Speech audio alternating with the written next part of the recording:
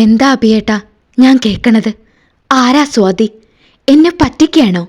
ഞാൻ എന്ത് തെറ്റ് ചെയ്തിട്ടാ?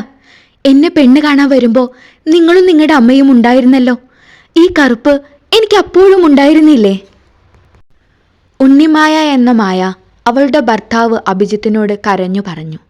അഭിയേട്ടാ, എൻ്റെ തെറ്റാണോ ഞാൻ കറുപ്പായത്?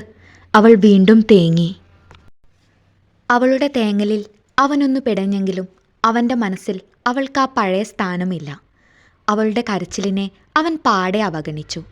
അഭിയേട്ടാ, നിങ്ങളെന്താ ഒന്നും മിണ്ടാതെ ഇങ്ങനെ?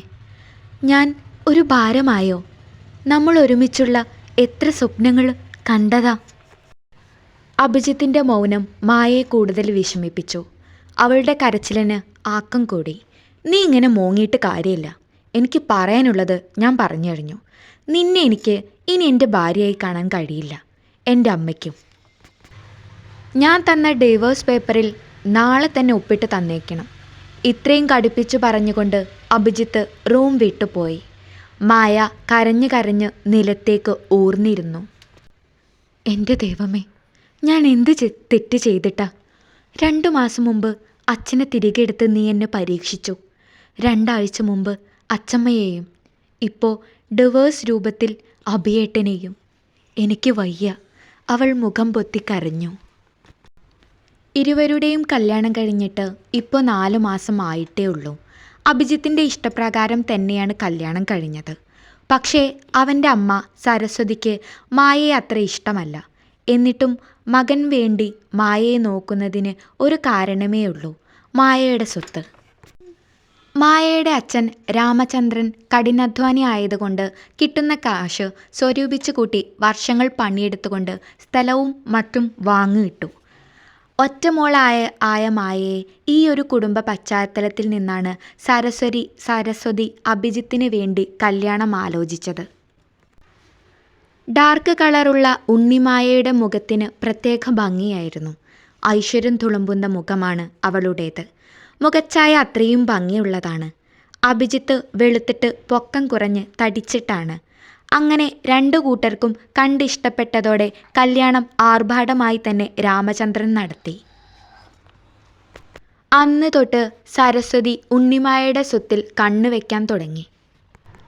അഭിജിത്ത് പക്ഷേ മായയെ സ്നേഹത്തോടെ തന്നെ പെരുമാറി. നിറമില്ലെന്ന് ഒഴിച്ചാൽ മായയിൽ ഒരു കുറവും അഭിജിത്തിന് കാണാൻ കഴിയുമായിരുന്നില്ല. നിറമില്ല എന്നത് ഒരു കുറവേ അല്ല. നല്ല സ്നേഹമുള്ള പെണ്ണ്, അഭിജിത്തിനെ അത്രയേറെ സ്നേഹിക്കുന്ന പെണ്ണ്. അവൻ്റെ കാര്യങ്ങൾ നല്ലതുപോലെ നോക്കുന്നു, അവനെ സ്നേഹിക്കുന്നു. അവനും അവളെ അത്രയേറെ ഇഷ്ടമായിരുന്നു. ജീവിതം അത്ര സുന്ദരമായാണ് പോയത്. നിറമില്ല എന്ന കാരണം വെച്ച് അഭിജിത്ത് ഒരിക്കൽ പോലും മായയെ വേദനിപ്പിച്ചില്ല. സരസ്വതിയും. പക്ഷേ അതൊരു പരിധിവരെ ആയിരുന്നു. പെട്ടെന്നായിരുന്നു ഉണ്ണിമായയുടെ അച്ഛൻ രാമചന്ദ്രൻ മരിക്കുന്നത്. എല്ലാവർക്കും അത് വലിയ ഷോക്കായിരുന്നു. പ്രത്യേകിച്ച് ഉണ്ണിമായയ്ക്കും അവളുടെ അമ്മ ശോഭനയ്ക്കും. ഉണ്ണിമായ അച്ഛൻ്റെ മരണശേഷം അവളുടെ വീട്ടിൽ തന്നെയായിരുന്നു അധികവും. അമ്മയെ ഒറ്റയ്ക്ക് നിർത്താൻ അവൾ ഒരുക്കമല്ലായിരുന്നു. ഉണ്ണിമായയെ വിട്ടു നിൽക്കാൻ അഭിജിത്തിനും കഴിയാതെ ആയപ്പോൾ അവൻ ചില ദിവസങ്ങളിൽ അവളുടെ വീട്ടിൽ വന്നു നിന്നു. ഇതിനിടയിലാണ് ഉണ്ണിമായയുടെ അച്ഛൻ രാമചന്ദ്രൻ്റെ 3 പെങ്ങന്മാർ രംഗത്ത് വരുന്നത്. രാമചന്ദ്രൻ്റെ സ്വത്തിൽ പങ്കുള്ള അവരുടെ അമ്മ തങ്കമ്മ ജീവിച്ചിരിപ്പുള്ളത് കൊണ്ട് അവർക്കും ഈ സ്വത്ത് കൊടുക്കണമല്ലോ എന്ന് സരസ്വതി അറിയുന്നത്. അതോടെ മായയോടുള്ള വെറുപ്പ് അവർ പ്രകടമാക്കി തുടങ്ങി. അച്ചമ്മ അമ്മയുടെ അടുത്തുണ്ടല്ലോ എന്ന ആശ്വാസത്തിൽ മായ അഭിജിത്തിൻ്റെ കൂടെ അവൻ്റെ വീട്ടിലേക്ക് പോന്നു. അതോടെ സരസ്വതി അവളെ നിറമില്ല എന്ന പേരിൽ കുത്തുവാക്ക് പറയാൻ തുടങ്ങി. ഇതെല്ലാം കേൾക്കുമ്പോൾ അവൾ ഒന്നും പ്രതികരിച്ചില്ല, ആരോടും പറഞ്ഞതുമില്ല. പക്ഷേ ഒരിക്കൽ, "ഡി, നീ അധിക കാലം ഇവിടെ വാഴിലെടി കറുമ്പി. എൻ്റെ മോനിക്ക് ഞാൻ നല്ലൊരു സുന്ദരി കൊച്ചിനെ കണ്ടുപിടിച്ചിട്ടുണ്ട്." ഇത് കേട്ട അവൾ ഒന്ന് ഞെട്ടിപ്പിടഞ്ഞു പോയി. "അമ്മേ, എന്താ നിങ്ങളിങ്ങനെ പറയുന്നേ? ഞാൻ എന്ത് തെറ്റ് ചെയ്തിട്ടാ? അമ്മ മുന്നേ എന്നോട് ഇങ്ങനെ ഒന്നും ആയിരുന്നില്ലല്ലോ." അവൾ കരച്ചിലിൻ്റെ വക്കോളം എത്തിയിരുന്നു. "അതേടി, ആദ്യം നിന്നെ സ്നേഹിച്ചു പോയി. അതെനിക്കറിയാണ്ട് പറ്റിപ്പോയ തെറ്റ്. ഇത്രയും പറഞ്ഞുകൊണ്ട് ഉറഞ്ഞു തുള്ളിപ്പോയ സരസ്വതി പിന്നീടുള്ള ദിവസങ്ങൾ ഇങ്ങനെ തന്നെ തുടർന്നു. ഒരിക്കൽ സായികെട്ട് അഭിജിത്തിനോട് അവൾ എല്ലാം തുറന്നു പറഞ്ഞുപോയി. മായ, ഞാനും അമ്മയുടെ മാറ്റം ശ്രദ്ധിക്കുന്നുണ്ട്. എന്നെ ഓർത്ത് നീ പ്രശ്നത്തിനൊന്നും പോകരുത്. നിനക്ക് ഞാനുണ്ടല്ലോ, എല്ലാം നീ സഹിക്കണം. അതോടെ അവളുടെ വിഷമങ്ങൾ അവൻ രാത്രി പണി കഴിഞ്ഞു വരുന്ന ടൈമിൽ ആശ്വാസവാക്കുകളിൽ അലിയിച്ചില്ലാതെയാക്കും. പക്ഷേ അതിന് അധികം ആയുസ്സില്ലാതെയായി. രാമചന്ദ്രൻ്റെ മരണം കഴിഞ്ഞ 2-ാം മാസം അവരുടെ അമ്മ തങ്കമ്മ മരണപ്പെട്ടു. മകൻ്റെ മരണത്തിൻ്റെ ഷോക്കായിരുന്നു കാരണം. അതോടെ സരസ്വതിക്ക് പേടി കൂടി. ഉണ്ണിമായയുടെ അച്ചമ്മയുടെ അവകാശം അമ്മായിമാർക്ക് കൊടുക്കണമെന്നല്ലോ. അതോടെ സ്വത്ത് വീതം വെക്കുമ്പോൾ മായയ്ക്ക് കുറച്ചല്ലേ ഉണ്ടാവുകയുള്ളൂ. സരസ്വതി ഉള്ള കാര്യം മറച്ചു വെക്കാതെ ചോദിച്ചു. ഇത് കേട്ട അഭിജിത്തും ഉണ്ണിമായയും പരസ്പരം മുഖത്തു നോക്കി. ഉണ്ണിമായയ്ക്ക് ആ ചോദ്യം ചെറിയ രീതിയിൽ മാത്രം വിഷമമുണ്ടാക്കിയിട്ടുള്ളൂ. കാരണം ഈ ചോദ്യങ്ങളൊക്കെയും സരസ്വതി നേരത്തെ ചോദിച്ചു. അവളെ വിഷമിപ്പിക്കുന്നതാണ്. അവളുടെ കൂടെ അഭിജിത്തുണ്ടല്ലോ എന്ന ധൈര്യത്തിൽ അവൾ സരസ്വതിയുടെ ചോദ്യം പാടെ അവഗണിച്ചു. മായ, നീ അമ്മ ചോദിച്ചത് കേട്ടില്ലേ എന്നുണ്ടോ? അഭിജിത്ത് കുറച്ച് കടുപ്പിച്ചുകൊണ്ട് തന്നെ ചോദിച്ചപ്പോൾ മായ ഒന്ന് ഞെട്ടി. മായ, നീ അമ്മ ചോദിച്ചത് കേട്ടില്ലേ എന്നുണ്ടോ? അഭിജിത്ത് കുറച്ച് കടുപ്പിച്ചുകൊണ്ട് തന്നെ ചോദിച്ചപ്പോൾ മായ ഒന്ന് ഞെട്ടി. അവളുടെ ഉള്ളൊന്ന് പിടഞ്ഞു. അഭിയേട്ടാ, അവൾ വിറയാർന്ന ശബ്ദത്തോടെ അഭിജിത്തിനെ വിളിച്ചുകൊണ്ട് നോക്കി. അവനാ വിളി കേൾക്കാത്ത മട്ടിൽ ഫുഡ് കഴിച്ചുകൊണ്ടേയിരുന്നു. എന്താടി അവന് നോക്കുന്നത്? ഞാൻ ചോദിച്ചതിന് മറുപടി പറയ്, അമ്മ മായയെ ക്രൂശിച്ചുകൊണ്ട് പറഞ്ഞു. അവൾ അഭിജിത്തിനെ തന്നെ ദയനീയമായി നോക്കി. ഇന്ന് രാവിലെയാണ് തൻ്റെ വീട്ടിൽ നിന്നും അഭിജിത്തിൻ്റെ കൂടെ അവൻ്റെ വീട്ടിലേക്ക് വന്നത്. അച്ചമ്മയുടെ മരണവുമായി 2 ആഴ്ച അവൾ അവളുടെ വീട്ടിലായിരുന്നു. 2-3 ദിവസമായി അഭിജിത്ത് അവളെ മര്യാദയ്ക്കൊന്ന് വിളിച്ചിട്ട്. അവൾ വിളിച്ചാലും അധികം ഒന്നും സംസാരിക്കാതെ അവൻ പെട്ടെന്ന് കാൾ കട്ട് ചെയ്യും. മായയെ ഇത് നന്നായി വേദനിപ്പിച്ചു. അവളുടെ നിർബന്ധപ്രകാരമാണ് അവൾ ഇന്ന് അവൻ്റെ കൂടെ വീട്ടിലേക്ക് പോന്നത്. അവൻ അവളെ ഇങ്ങോട്ട് കൊണ്ടുപോരാൻ ഒട്ടും താല്പര്യമില്ലായിരുന്നു. അവൻ്റെ മാറ്റങ്ങളെല്ലാം ഓർത്തപ്പോൾ അവളുടെ കണ്ണിൽ നനവ് പടർന്നു. അവൾ അവനെ തന്നെ ദയനീയമായി നോക്കി. കണ്ണിൽ വെള്ളം നിറയ്ക്കാതെ ചോദിച്ചതിന് മറുപടി പറയടി, അമ്മ വീണ്ടും ഉച്ചത്തിൽ പറയുമ്പോൾ അഭിജിത്തിൽ നിന്നും നോട്ടം തെറ്റിക്കാതെ കണ്ണുനീർ തുടച്ചു. ഇങ്ങോട്ട് നോക്കടി. മായയെ സരസ്വതി ശക്തിയിൽ അവർക്ക് നേരെ പിടിച്ചു തിരിച്ചു. ചാവേണ്ടവരൊക്കെ ചത്തു. ഇനി ആ സ്വത്തിന് ആരൊക്കെ അവകാശികളുണ്ട് എന്നറിയണം. അത് പറയാനാ നിന്നോട് പറഞ്ഞുള്ളൂ. സരസ്വതി പറയുന്നത് കേട്ട് മായ ഞെട്ടിക്കൊണ്ട് അവരെ നോക്കി. അമ്മേ! അവളുടെ ശബ്ദം ഇടറി. എന്താടി? ചോദിച്ചതിന് മറുപടി പറയ്. നിന്റെ അമ്മായിമാർക്ക് ഈ സ്വത്തിൽ കണ്ണുണ്ടോ? അഭിയേട്ടാ! അഭിജിത്തിനെ വിളിച്ചുകൊണ്ട് അവൾ അവനെ നോക്കി. അമ്മയുടെ ചോദ്യത്തിൽ വിഷമമുണ്ടാക്കിയെങ്കിലും മനസ്സ് വേദന തോന്നിയില്ലായിരുന്നു. പക്ഷേ അഭിജിത്തിൻ്റെ മൂകതയും അവഗണനയും മായയെ വല്ലാതെ വേദനിപ്പിച്ചു. അവളെ വിളിക്ക് ഒരു നോട്ടം പോലും തരാതെ ഭക്ഷണം കഴിച്ചുകൊണ്ടിരിക്കുന്ന അഭിയെ കാണെ അവൾക്ക് അവളോട് തന്നെ പുച്ഛം തോന്നി. അമ്മേ, നിങ്ങൾ ഈ പറയുന്ന കാര്യമൊന്നും എനിക്കറിയില്ല. അങ്ങനെ ഒരു സംസാരം വീട്ടിലുണ്ടായിട്ടില്ല. അവൾ കണ്ണുനീരിനെ മത്സരിച്ചു തുടച്ചു. ഞാൻ അങ്ങ് വിശ്വസിച്ചു. ഇന്നത്തെ കാലത്ത് നാഥന്മാരുടെ മരണശേഷം ആരെങ്കിലും സ്വത്തിനെക്കുറിച്ച് സംസാരിക്കാതിരിക്കോ? അമ്മ അവളെ പരിഹസിക്കും പോലെ പറഞ്ഞുകൊണ്ട് അവിടെ കസാര നീക്കിയിട്ട് ഇരുന്നു. സത്യം പറയടി, നിനക്കെത്ര കിട്ടും? നിന്റെ ചത്തുപോയ തന്ത ഉണ്ടാക്കിയതാണല്ലോ. അപ്പോൾ നിനക്കെത്ര ഉണ്ടാകും? ഇതും കൂടെ കേട്ടതോടെ മായയുടെ ഹൃദയം കീറി മുറിക്കുന്ന വേദന അവൾക്ക് അനുഭവപ്പെട്ടു. അവൾ കരഞ്ഞുകൊണ്ട് തല താഴ്ത്തി. ഒന്നും അവൾക്ക് പറയാൻ കഴിയുന്നില്ലായിരുന്നു. ആരുമില്ലാത്ത അനാഥയെപ്പോലെ തോന്നി അവൾക്ക്. എന്തിനടി പൂങ്കണ്ണീര്? ഉള്ളതങ്ങ് പറഞ്ഞാൽ പോരെ? സരസ്വതി വിടാൻ ഉദ്ദേശമില്ലായിരുന്നു. പണത്തിൻ്റെ ആർത്തി, സ്വത്തിനോടുള്ള വ്യാമോഹം എല്ലാം കൊണ്ടും അവരുടെ കണ്ണിൽ തിമിരം ബാധിച്ചിട്ടുണ്ട്. ഒരു പെണ്ണിൻ്റെ കണ്ണുനീർ കണ്ടിട്ടും കൂടെ ഒരു മനസ്സലിവില്ലാതെയായി മകനും അമ്മയ്ക്കും. ഇല്ല, എനിക്കൊന്നും അറിയില്ല. നിങ്ങളുടെ കുടുംബത്തിൽ നടക്കുന്ന പോലെ എൻ്റെ കുടുംബത്തിൽ നടന്നിട്ടില്ല. എൻ്റെ അച്ഛൻ്റെ വിയർപ്പ് ആരും ചോദ്യം ചെയ്തിട്ടില്ല. ആരുടെയെങ്കിലും മനസ്സിൽ എന്തെങ്കിലും ഉണ്ടോ എന്ന് എനിക്കറിയില്ല. ഉണ്ടെങ്കിൽ കൂടി ഇതുവരെ ആരും ഇതുപോലെ സ്വത്തിനെക്കുറിച്ച് പറഞ്ഞിട്ടില്ല. പക്ഷെ നിങ്ങളും നിങ്ങളുടെ മോനും ഇന്നെൻ്റെ അച്ഛൻ. എന്താടി, എനിക്കും കൂടെ അവകാശപ്പെട്ടതായതുകൊണ്ടാ എൻ്റെ അമ്മ അതിനെപ്പറ്റി ചോദിച്ചത്. എന്തേ, നിനക്കത് പറ്റിയില്ലേ? ഭക്ഷണം കഴിച്ചു കഴിഞ്ഞ അഭിജിത്ത് ദേഷ്യത്തിൽ എഴുന്നേറ്റ് മായ പറഞ്ഞു പൂർത്തിയാക്കും മുൻപേ അവൻ ചാടിക്കയറി അവളോട് ദേഷ്യപ്പെട്ടു. അഭിയേട്ടാ, ഞാൻ അങ്ങനെയല്ല. എന്താ നിങ്ങൾക്കൊക്കെ പറ്റിയത്? മായയുടെ കരച്ചിലിന് ആക്കം കൂടി. മതി, നിർത്ത്. ഞങ്ങൾക്ക് എന്താണ് പറ്റിയതെന്ന് ഒന്നും നീ അന്വേഷിക്കേണ്ട. നീ ആദ്യം പോയി നിന്റെ അച്ഛൻ്റെ സ്വത്തിൽ നിനക്കെത്ര കിട്ടും എന്ന് ചോദിച്ചിട്ട് വാ. ഇത്രയും പറഞ്ഞുകൊണ്ട് അവളുടെ ഭാഗം പോലും കേൾക്കാതെ അഭിജിത്ത് അവിടെ നിന്ന് പോയി. തൊട്ടുപിറകിൽ സരസ്വതി മായയെ ഒന്ന് നോക്കി പേടിപ്പിച്ചു കൊണ്ടുപോയി. അവൾ കരഞ്ഞുകൊണ്ട് കസാരയിലിരുന്നു. എവിടെയാണ് ഈശ്വര എനിക്ക് തെറ്റുപറ്റിയത്?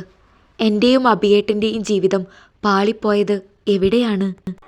അവൾ കണ്ണീര് തുടച്ചുകൊണ്ട് കഴുകാനുള്ള പാത്രങ്ങളെല്ലാം എടുത്തുകൊണ്ടുപോയി കഴുകി വെച്ചു. അപ്പോഴും അവളുടെ മനസ്സിൽ അഭിജിത്തിന് അവളോടുള്ള അവഗണനയും അവൻ്റെ മാറ്റങ്ങളുമായിരുന്നു. അവൾ അവളുടെ പണികൾ കഴിച്ചുകൊണ്ട് പെട്ടെന്ന് തന്നെ റൂമിലേക്ക് പോയി. അഭിജിത്ത് പ്രസന്നതയോടെ ഫോണിൽ ആർക്കോ മെസ്സേജ് അയക്കുകയാണ്. അവളെ കണ്ടപ്പോൾ ഫോണും എടുത്തുകൊണ്ട് ബാൽക്കണിയിലേക്ക് പോയി. അതുകൂടെ കണ്ടതോടെ അവൾ വിങ്ങിപ്പൊട്ടി ശബ്ദമുണ്ടാക്കാതെ കരഞ്ഞു. ആ ഓർമ്മയിൽ അവൾ വീണ്ടും കരഞ്ഞു. പെട്ടെന്ന് എല്ലാ ചിന്തകളെയും മായ്ച്ചു കളഞ്ഞുകൊണ്ട് അവൾ മുഖം കഴുകി വന്നു. ഫോണെടുത്ത് സമയം നോക്കി. രാത്രി 3 മണിയായിട്ടുണ്ട്. അഭിജിത്ത് ഡിവോഴ്സിൻ്റെ കാര്യം പറഞ്ഞു പോയപ്പോൾ തുടങ്ങിയ ഓരോ ആലോചനയിലായിരുന്നു അവൾ. ഫോൺ സ്ക്രീൻ ഓഫാക്കാൻ വേണ്ടി നോക്കിയപ്പോഴാണ് അഭിജിത്തിൻ്റെ സഹോദരി അനന്യ മെസ്സേജ് അയച്ചത് മായ കണ്ടത്. അവൾ ആ മെസ്സേജ് എടുത്ത് ഓപ്പൺ ചെയ്തു. മോളെ, നീ ഇനി അവിടെ നിൽക്കണ്ട. എൻ്റെ അനിയനും അമ്മയുമാണ് അതെന്ന് പറയാൻ എനിക്ക് തന്നെ നാണക്കേടാവുന്നു. മായേ, അവൻ ഇനി മാറില്ല. അമ്മ പ്രത്യേകിച്ച്. പിന്നെ ജിത്തുവിനെ അമ്മ എങ്ങനെയോ ബ്രെയിൻ വാഷ് ചെയ്തിട്ടുണ്ട്, കൂടെ സ്വാതിയെയും.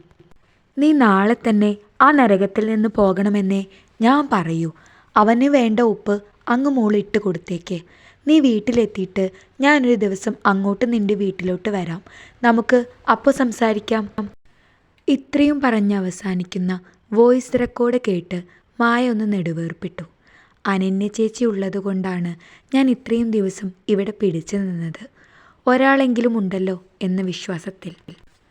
അതേ ചേച്ചി തന്നെ ഇന്ന് തൻ്റെ നന്മയ്ക്ക് വേണ്ടി ഇവിടെ നിന്ന് ഇറങ്ങാൻ പറയുന്നു. പെട്ടെന്ന് ഒരു ബൈക്കിൻ്റെ ശബ്ദം കേട്ട് മായ ചിന്തയിൽ നിന്നുണർന്ന് ജനൽ തുറന്നു നോക്കി. അവിടെ കണ്ട കാഴ്ചയിൽ മായയുടെ ശരീരത്തിലേക്ക് കത്തിയിറക്കിയ ഫീലായിരുന്നു അവൾക്ക് തോന്നിയത്. ആ കാഴ്ച അവളെ വല്ലാതെ വേദനിപ്പിച്ചു. സ്വന്തം ഭർത്താവിനെ ഒരു ഭാര്യയും കാണാൻ പറ്റാത്ത രീതിയിൽ അവൾ അവനെ കണ്ടു. അല്ലെങ്കിലും ആ ഒപ്പിട്ട് കഴിഞ്ഞാൽ പിന്നെ എൻ്റെ അല്ലല്ലോ, അല്ലേ? സ്വാതിയെ കെട്ടിപ്പിടിച്ചുകൊണ്ട് പുറത്തു നിൽക്കുന്ന അഭിജിത്തിനെ നോക്കിക്കൊണ്ട് മായ സ്വയം പറഞ്ഞു. അവളൊരു വാശിയിൽ കണ്ണു തുടച്ചുകൊണ്ട് അഭിജിത്ത് തന്ന ഡിവോഴ്സ് നോട്ടീസ് എടുത്തു. പേനയ്ക്കായി തിരഞ്ഞ അവൾ ബുക്കെല്ലാം അടുക്കി വെച്ച ഷെൽഫിലെ ഒരു സൈഡിൽ നിന്ന് ഒരു ഫോട്ടോ കണ്ട് കിട്ടി. അതെടുത്തു നോക്കി അവൾ ഒരു വെറുപ്പോടെ മുഖം പൊത്തി. അഭിജിത്തിൻ്റെ നഗ്നമായ മാറിൽ തലവെച്ച് കിടക്കുന്ന സ്വാതി. അവൾ ദേഷ്യത്തിൽ ആ ഫോട്ടോ നിലത്തേക്കിട്ടു. ശേഷം അവിടെയുള്ള ഒരു പേന എടുത്തു. ഡിവോഴ്സ് പേപ്പറിലേക്ക് ഒരു വട്ടം പോലും ശങ്കിച്ചു നോക്കി നിൽക്കാതെ അവൾ അവളുടെ ഒപ്പിട്ടു. ദേഷ്യം നിറഞ്ഞു നിൽക്കുന്ന അവൾ പേന നിലത്തേക്ക് വലിച്ചെറിഞ്ഞു. അവിടെ ഉണ്ടായിരുന്ന അവളുടേത് തന്നെയായ സാധനങ്ങൾ അവൾ നിലത്തേക്ക് വലിച്ചിട്ടു. അവൾക്ക് വേണ്ട അവളുടെ തന്നെ ചില ഡോക്യുമെൻറ്റ്സ് എടുത്ത് അവൾ ആ ഡിവോഴ്സ് പേപ്പർ അവിടെ തന്നെ വെച്ചുകൊണ്ട് അവൾ റൂമിന് പുറത്തേക്ക് ഇറങ്ങി. പക്ഷേ അതേ സ്പീഡിൽ തന്നെ അവൾ വീണ്ടും റൂമിലേക്ക് തന്നെ കയറി. ശേഷം അവൾ ഒപ്പിട്ട് വെച്ച ഡിവോഴ്സ് നോട്ടീസ് എടുത്തു നോക്കി. അവളുടെ കണ്ണിൽ നിന്ന് കണ്ണുനീർ ചാലിട്ടൊഴുകി. അവളുടെ മനസ്സിൽ കല്യാണം കഴിഞ്ഞ ആദ്യ നാളുകളിൽ അഭിജിത്തും ഒത്ത് ഈ റൂമിൽ കഴിഞ്ഞത് ഓർമ്മ വന്നു. പിന്നീട് അവയെല്ലാം ഓർത്തതിന് അവൾ തന്നെ അവളുടെ തലയ്ക്കടിച്ചു. അവൾ ഒരു വാശിയോടെ ആ പേപ്പറും എടുത്തുകൊണ്ട് റൂമിന് പുറത്തേക്കിറങ്ങി. സരസ്വതിയെ വിളിക്കാനോ എന്നാൽ ശബ്ദമുണ്ടാക്കാതെ ഇറങ്ങാനോ ഒന്നും അവൾ ശ്രമിച്ചില്ല.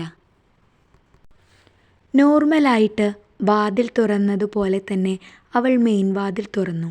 ശബ്ദം കേട്ട അഭിജിത്തും സ്വാതിയും ഞെട്ടിക്കൊണ്ട് ബാക്കിലേക്ക് നോക്കി. രണ്ടുപേരുടെയും മുഖം കണ്ടാൽ അറിയാം പേടിച്ചിട്ടുണ്ട് എന്ന്. മായ അവരെ നോക്കി ചുണ്ട് കോട്ടി ചിരിച്ചുകൊണ്ട് പുച്ഛിച്ചു. മായയെ കണ്ട സ്വാതി അഭിജിത്തിലേക്ക് ഒന്നുകൂടെ അടുത്തു. അഭിജിത്ത് സ്വാതിയുടെ അരക്കെട്ടിലൂടെ പിടിച്ചുകൊണ്ട് അവനിലേക്ക് ചേർത്തു. ഇതൊന്നും കണ്ട് മായ പതറില്ല. അവരെ നോക്കി പുച്ഛിച്ച് തന്നെ അവൾ നിന്നു. എന്നിട്ട് അവരുടെ അടുത്തേക്ക് പതിയെ നടന്നു. എന്നെ കണ്ട് നിങ്ങളുടെ പരിപാടികളൊന്നും മുടക്കണ്ട. ഇന്ന് ഈ നിമിഷം മുതൽ ഞാൻ ആരുടെയും ഭാര്യയല്ല, ആരുടെയും. മായ വാശിയിൽ അത്രം പറഞ്ഞുകൊണ്ട് അവളുടെ കയ്യിലുള്ള ഡിവോഴ്സ് നോട്ടീസ് അഭിജിത്തിന് നേരെ വീശിയെറിഞ്ഞു. അവൾ അവരെ ഒന്ന് നോക്കുക പോലും ചെയ്യാതെ ആ രാത്രി തന്നെ റോട്ടിലേക്കിറങ്ങി. Hello miss Karumbi. സ്വാതിയുടെ ഈ പിൻവിളി കേട്ട് മായ ഒരു നിമിഷം അവിടെ നിന്നു. സ്വാതി മായയ്ക്ക് മുന്നിലായി കയറി നിന്നു. ഞങ്ങൾ ചെയ്യേണ്ട പ്രവൃത്തി ഞങ്ങൾ ആരുടെ മുന്നിലാണെങ്കിലും ചെയ്യും. അതിന് നിന്റെ പെർമിഷനൊന്നും വേണ്ട. പിന്നെ മെയിനായിട്ട് ഞാൻ മറ്റൊരു കാര്യത്തിനാണ് വന്നത് എന്നു പറഞ്ഞുകൊണ്ട് സ്വാതി മായയുടെ കഴുത്തിൽ കിടക്കുന്ന അഭിജിത്ത് കെട്ടിയ താലിയിലേക്ക് നോക്കി. ഒരു നിമിഷം പോലും വെയിറ്റ് ചെയ്യാതെ സ്വാതി മായയുടെ കഴുത്തിൽ നിന്ന് അത് ബലമായി ശക്തിയിൽ എടുത്തു. ഹാ! ശക്തിയിലുള്ള വലിയിൽ മായയുടെ കഴുത്ത് നല്ലപോലെ വേദനയായി. സൗണ്ട് കേട്ട് വന്ന അഭിജിത്തിനെ കണ്ട സ്വാതി മുഖത്ത് കൈവച്ചുകൊണ്ട് കള്ളക്കണ്ണുനീർ പൊഴിച്ചു. ജിത്തുവേട്ടാ, എന്നെ ഇവള് തല്ലി. ഈ രാത്രി പോകേണ്ട, രാവിലെ ഞങ്ങൾ വീട്ടിലോട്ടാക്കി തരാം എന്ന് പറഞ്ഞതിന് എനിക്ക് ആരുടെയും ഔദാര്യം വേണ്ട എന്ന് പറഞ്ഞ് എനിക്ക് ഈ താലി ഊരി തന്നു. എന്നിട്ട് എന്നെ തല്ലി. ഞാൻ എന്ത് കാട്ടിയിട്ടാ ജിത്തുവേട്ടാ? സ്വാതിയുടെ കള്ളപ്പറച്ചിൽ കേട്ട് മായ അന്താളിച്ചു പോയി. അഭിജിത്ത് കേട്ട പാതി കേൾക്കാത്ത പാതി മായയുടെ രണ്ട് കവിളിലും കൈവീശി ആഞ്ഞടിച്ചു. മായ ബാക്കിലേക്ക് വേച്ചുപോയി. കവിളിൽ കൈവച്ച് നിറകണ്ണുകളോടെ അവൾ അഭിജിത്തിനെ നോക്കി. തെറ്റേതാ ശരിയേതാ എന്നവൾ പറയാൻ നിന്നില്ല. ഇനി നീ തനിച്ച് തന്നെ പോയാൽ മതി. എൻ്റെയും സ്വാതിയുടെയും നിഴൽ വെട്ടത്ത് ഇനി നിന്നെ കണ്ടുപോകരുത് എന്ന് പറഞ്ഞ് അഭിജിത്ത് സ്വാതിയെ ചേർത്ത് പിടിച്ചുകൊണ്ട് വീടിൻ്റെ മുറ്റത്തോട്ട് കയറി. പോകുന്ന നേരം സ്വാതി മായയെ നോക്കി ചിരിക്കാൻ മറന്നില്ല. അവളുടെ പകയുടെ ചിരി കണ്ട് മായ തിരിഞ്ഞു നടന്നു. ആ ഇരുട്ടിൽ നടക്കുമ്പോൾ അവൾക്ക് പേടി തോന്നിയില്ല. ഒന്നിനെക്കുറിച്ചും അവൾ ചിന്തിച്ചില്ല. പക്ഷേ അവളുടെ മനസ്സ് അവളുടെ കയ്യിലല്ലായിരുന്നു. ഒന്നും ചിന്തിക്കാതെ ചുറ്റിലും നടക്കുന്നത് ശ്രദ്ധിക്കാതെ അവൾ ആ ഇരുട്ടിൽ അങ്ങനെ എങ്ങോട്ടെന്നില്ലാതെ നടന്നു. പെട്ടെന്നാണ് ഒരു കാറിൻ്റെ ഹെഡ്ലൈറ്റ് അവളുടെ കണ്ണിൽ പതിഞ്ഞത്. ഏതോ ലോകത്ത് എന്ന പോലെ നടു റോഡിലൂടെ നടന്നിരുന്ന അവൾ ഒന്ന് ഞെട്ടിപ്പോയി. അവളുടെ കണ്ണിൽ അതിവേഗത്തിൽ പാഞ്ഞു വരുന്ന ആ കാർ മാത്രമായിരുന്നു. പെട്ടെന്നാണ് ഒരു കാറിൻ്റെ ഹെഡ്ലൈറ്റ് പ്രകാശം അവളുടെ കണ്ണിൽ പതിഞ്ഞത്.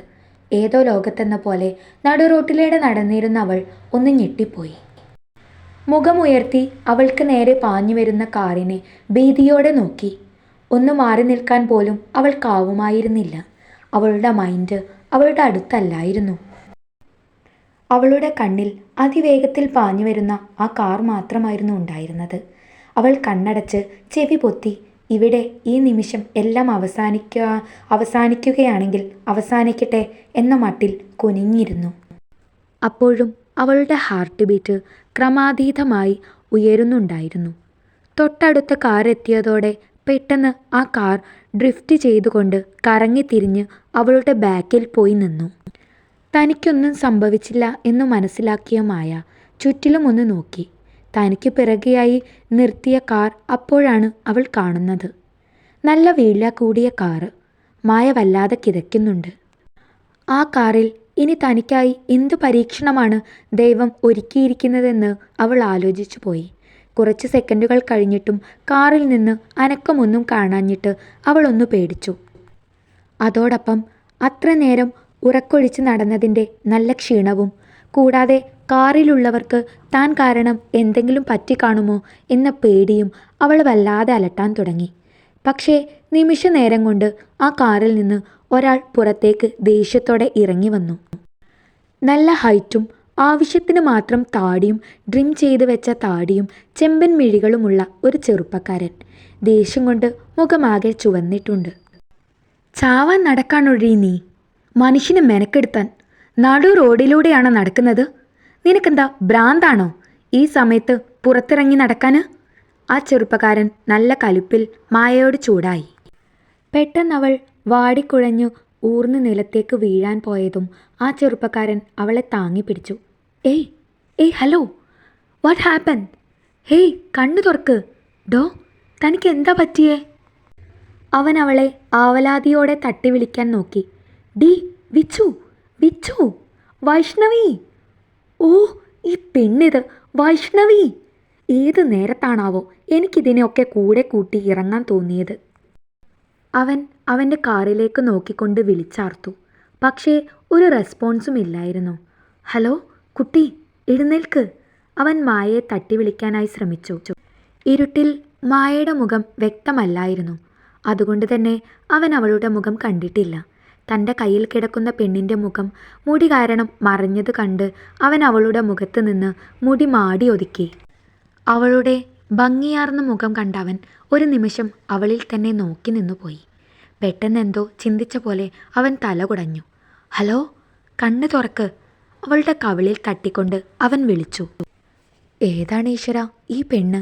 ഇതെങ്ങനെ എൻ്റെ തലയിൽ നിന്ന് ഞാൻ ഒഴിവാക്കും? ഉപേക്ഷിച്ചു പോകാനും തോന്നുന്നില്ലല്ലോ.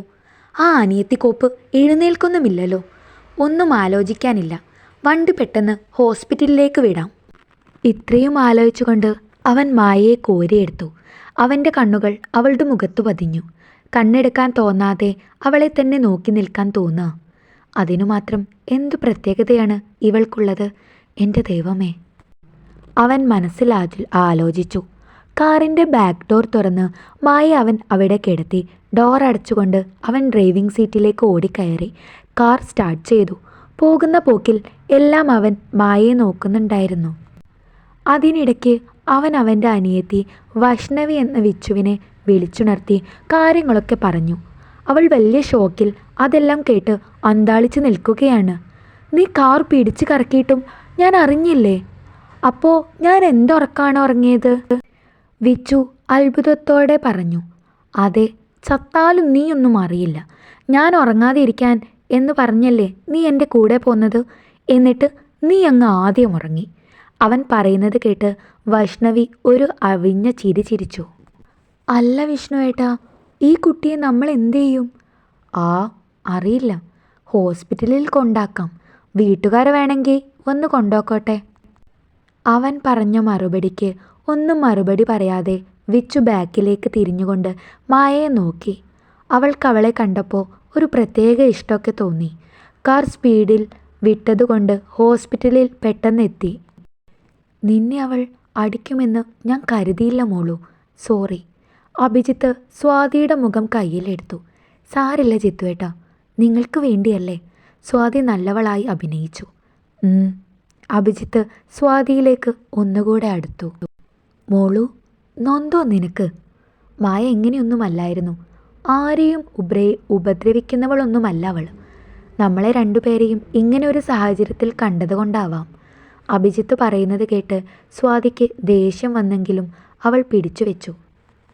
എനിക്കറിയാം ജിത്തുവേട്ടാ, എനിക്ക് പറ്റില്ലല്ലോ നിങ്ങൾ വേറെ ഒരുത്തി നോക്കുന്നത്. അപ്പോൾ മായയ്ക്ക് എന്തുമാത്രം വേദന ആയി കാണും എന്നെനിക്കറിയാം. സ്വാതി വീണ്ടും സഹതാപ ടോണിൽ സംസാരിച്ചു. അവളെ പറ്റി ഇനി നമുക്കിടയിൽ ഒരു ടോക്ക് വേണ്ട മോളൂ. എനിക്ക് നീയും നിനക്ക് ഞാനും മാത്രം മതി ഇനി. അഭിജിത്ത് ഇത് പറഞ്ഞുകൊണ്ട് സ്വാതിയുടെ ചുണ്ടുകൾ നുണഞ്ഞു. നിന്നെ എനിക്ക് ദൈവം നേരത്തെ കാണിച്ചു തരാഞ്ഞത് എന്നാ ഞാനിപ്പോൾ ആലോചിക്കുന്നത്. എൻ്റെ തൊട്ടടുത്തുണ്ടായിട്ടും ഞാൻ നിന്നെ കാണാതെ പോയില്ലേ? അവളിൽ നിന്ന് ചുണ്ടെടുത്തുകൊണ്ട് അഭിജിത്ത് ഇത് പറയുമ്പോൾ സ്വാതി നാണം കൊണ്ട് തല താഴ്ത്തി. മോളു, ഇനി വീട്ടിൽ കയറിക്കോ. നാളെ ഞാൻ ഇതേ ടൈമിൽ വരാം. നമ്മുടെ കാര്യം നിൻ്റെ വീട്ടിൽ സമ്മതിക്കുന്നത് വരെ ഞാൻ നിൻ്റെ മതിൽ ചാടി നിന്നെ പൊക്കിക്കൊണ്ടേയിരിക്കും. സ്വാതി അവളുടെ വീട്ടിലേക്ക് കയറിയത് കണ്ട അഭിജിത്ത് അവളോട് ഫ്ലർട്ടിംഗ് ആയി പറഞ്ഞു. ഞാൻ നിങ്ങളുടെ മതിലും. അതേ ടോണിൽ അവളും പറഞ്ഞു. ഇനി എന്തിനാ എൻ്റെ വീടിൻ്റെ മതിൽ ചാടുന്നത്? തടസ്സക്കാരൊക്കെ പോയില്ലേ? അഭിജിത്ത് പറയുന്നത് കേട്ട് സ്വാതിക്ക് നല്ല സന്തോഷമായി. സ്വാതിയെ അവളുടെ വീട്ടിലാക്കി അഭിജിത്ത് വീട്ടിലെത്തി റൂമിൻ്റെ വാതിൽ തുറന്ന് അകത്ത് കയറിയപ്പോൾ കണ്ടത് മായ അലങ്കോലമാക്കി വെച്ച റൂമാണ്. മായയെ പ്രാഗിക്കൊണ്ട് അതെല്ലാം ഒരു മൂലയിലേക്ക് മാറ്റിവെച്ച് അഭിജിത്ത് കിടക്കയിലേക്ക് ഇരിക്കാൻ നിന്നതും അവൻ്റെ കണ്ണിൽ ആ ഫോട്ടോ ഉടക്കി. അതെടുത്തു നോക്കിയ അവനും ഒന്ന് ഞെട്ടിപ്പോയി. സ്വാതിയും ഞാനും ഒരുമിച്ചുള്ള ഈ രംഗം ആരാ ക്യാമറയിൽ പകർത്തിയത്? അതാരാ ഇവിടെ കൊണ്ടുവന്നിട്ടത്? അഭിജിത്തിന് പല സംശയങ്ങൾ വന്നു തുടങ്ങി. കണ്ണു തുറന്ന മായയുടെ തൊട്ടടുത്ത് വിച്ചു ഇരിപ്പുണ്ടായിരുന്നു. അവളുടെ കയ്യിൽ ഡ്രിപ്പ് ഇട്ടിട്ടുണ്ട്. ഹായ്. മായ കണ്ണു തുറന്നത് കണ്ട് വിച്ചു ചാടിക്കയറി ഹായ് പറഞ്ഞു. ഞാൻ വിച്ചു. നിങ്ങളുടെ പേരെന്താണ്? മായ ക്ഷീണം നിറഞ്ഞ മുഖത്തോടെ വിച്ചുവിനെ അത്ഭുതത്തോടെ നോക്കിക്കൊണ്ട് ഉണ്ണിമായ എന്ന് പറഞ്ഞു. പേടിക്കണ്ടാട്ടോ, ഒന്നും പറ്റിയിട്ടില്ല കേട്ടോ. ഞങ്ങൾ വിഷ്ണുവേട്ടൻ്റെ എക്സ് വൈഫിൻ്റെ വീട്ടിലോട്ട് പോവുകയായിരുന്നു. ഓ സോറി. വിഷ്ണുവേട്ടൻ എന്ന് പറഞ്ഞ എൻ്റെ ബ്രദർ. ആൾ ഡിവോഴ്സ്ഡ് ആണ്. പുള്ളിക്കാരൻ്റെ ഫ്രണ്ടിനെ തന്നെയാണ് പുള്ളിക്കാരൻ കെട്ടിയിരുന്നത്. ചിത്രേച്ചി സൂപ്പറായിരുന്നു. രണ്ടാൾക്കും ഇഷ്ടമില്ലാതെ ഞങ്ങളുടെ ഫാമിലിയുടെ നിർബന്ധത്തിൽ അവർ വിവാഹിതരായി. 2-ാം ദിവസം തന്നെ രണ്ടുപേരുടെയും തീരുമാനപ്രകാരം ഡിവോഴ്സിന് കൊടുത്തു. 5 മാസം മുമ്പ് ഡൈവോഴ്സും കിട്ടി. നാളെ പുള്ളിക്കാരിയുടെ കല്യാണം. അവരുടെ വീട്ടിലേക്ക് ഒത്തിരി ദൂരമുണ്ട്. സോ ഞങ്ങൾ ഇന്ന് തന്നെ പോകാം എന്ന് വെച്ചു. അതിന് പോകുമായിരുന്നു ഞങ്ങൾ. അപ്പോഴല്ലേ ഇയാൾ ഞങ്ങളുടെ വണ്ടിക്ക് വട്ടം ചാടിയത്. ആദ്യമായി കാണുന്ന തന്നോട് ഇത്രയധികം സംസാരിച്ച വിച്ചുവിനെ കാണേ മായയ്ക്ക് കൗതുകം തോന്നി. എന്തിനാ വട്ടം ചാടിയത്? വിച്ചു സംശയത്തോടെ ചോദിച്ചു. ഡേ, വിഷ്ണു റൂമിന് വെളിയിൽ നിന്നുകൊണ്ട് വിച്ചുവിനെ വിളിച്ചു. ആ ദാ വരണു, ഇപ്പോൾ വരാവേ. മായയുടെ അവസാനമായി ഇങ്ങനെ പറഞ്ഞുകൊണ്ട് വിച്ചു വിഷ്ണുവിൻ്റെ അടുത്തോട്ട് ഓടി. ഡോക്ടർ പറഞ്ഞ കാര്യം സമാധാനത്തിൽ പറഞ്ഞ് മനസ്സിലാക്കി കൊടുക്കാൻ പറഞ്ഞപ്പോൾ നീ എൻ്റെ 1-ാം കെട്ടിൻ്റെ കഥ പറഞ്ഞു കൊടുക്കണോ? ബാഡായി അമ്മിണി. അത് പിന്നെ ഡോക്ടർ പറഞ്ഞ കാര്യം ഇത്തിരി സീരിയസ് ആയതുകൊണ്ട് അത് തഞ്ചത്തിൽ പറഞ്ഞ് മനസ്സിലാക്കാമെന്ന് വിചാരിച്ചു. പാവല്ലേ, പെട്ടെന്ന് കേൾക്കുമ്പോൾ ഷോക്കായാലോ? ഇത് കേട്ട വിഷ്ണു ശരിയാണ് എന്ന മട്ടിൽ മായയെ നോക്കി. മായ കണ്ണുകൾ അടച്ചു കിടക്കുകയാണ്. അവളെ കാണെ അവൻ സങ്കടം തോന്നി. പാവം. അവൻ വിച്ചുവിനെ മറികടന്നുകൊണ്ട് മായയുടെ അടുത്തേക്ക് നടന്നു. മായയ്ക്ക് തൊട്ടടുത്ത് നിന്നുകൊണ്ട് അവളെ നോക്കി. മായ തിരിച്ച് അവനെയും മുഖമുയർത്ത് നോക്കി. രണ്ടുപേരുടെയും കണ്ണ് പരസ്പരം തമ്മിലിടഞ്ഞു. മായയ്ക്ക് എന്തിനെന്നറിയാതെ കണ്ണ് നിറഞ്ഞു. അവൾക്ക് വേണ്ടപ്പെട്ട ആരോ ആണ് തൊട്ടടുത്ത് നിൽക്കുന്നത് എന്ന് തോന്നി അവൾക്ക്. മനസ്സിലുള്ള വിഷമങ്ങൾ അവനോട് പറയാൻ വെമ്പൽ കൊണ്ടു. എന്തിനാ ഇങ്ങനെയൊക്കെ തോന്നുന്നത് എന്ന് അവൾക്ക് തന്നെ മനസ്സിലായില്ല. അവൻ്റെ മുഖത്ത് നോക്കിക്കൊണ്ട് അവൾ വിതുമ്പി. Cool, don't worry. എന്താ നിൻ്റെ പേര്? വിഷ്ണു അവളിലുള്ള നോട്ടം തെറ്റിക്കാതെ ചോദിച്ചു. മായ. അവൾ പേരു പറഞ്ഞുകൊണ്ട് തേങ്ങി കണ്ണടച്ചു. നീ ആ ടൈമിൽ എന്താ നടുറോട്ടിൽ? ഐ മീൻ ചുറ്റിലും വീടൊന്നുമില്ല, നിൻ്റെ കയ്യിൽ ഫോണുമില്ല. ആ സമയം നിൻ്റെ കയ്യിൽ കുറച്ച് ഡോക്യുമെൻറ്റ്സ് അടങ്ങുന്ന ഫയൽ മാത്രം ഉണ്ടായിരുന്നുള്ളൂ. എന്താ നിൻ്റെ പ്രശ്നം? ഇത് കേട്ട് അവൾ തേങ്ങി തേങ്ങി കരഞ്ഞു. കരച്ചിലിൻ്റെ ശബ്ദം പുറത്തേക്ക് വന്നു. വിഷ്ണു വിച്ചുവിനെ നോക്കി. വിച്ചു മായയുടെ അടുത്ത് ബെഡിൽ തന്നെ ഇരുന്നു. വിഷ്ണു നെറ്റിയിൽ കൈവച്ച് തടവിക്കൊണ്ട് പുറത്തേക്ക് നടന്നു. ഇവൾ ഈ കരയുന്നതിന് ഞാൻ എന്തിനാ ഈശ്വര ഇങ്ങനെ ടെൻഷൻ അടിക്കുന്നേ? റൂമിനു പുറത്തുള്ള ചെയറിൽ അവൻ പോയി ഇരുന്നു.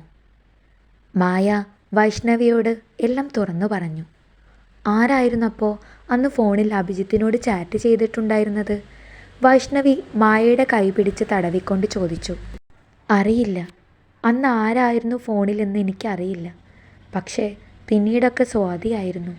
അവൾ അഭിയേട്ടൻ്റെ കൂട്ടുകാരിയാണ്. ഒപ്പം കളിച്ചു വളർന്നവർ.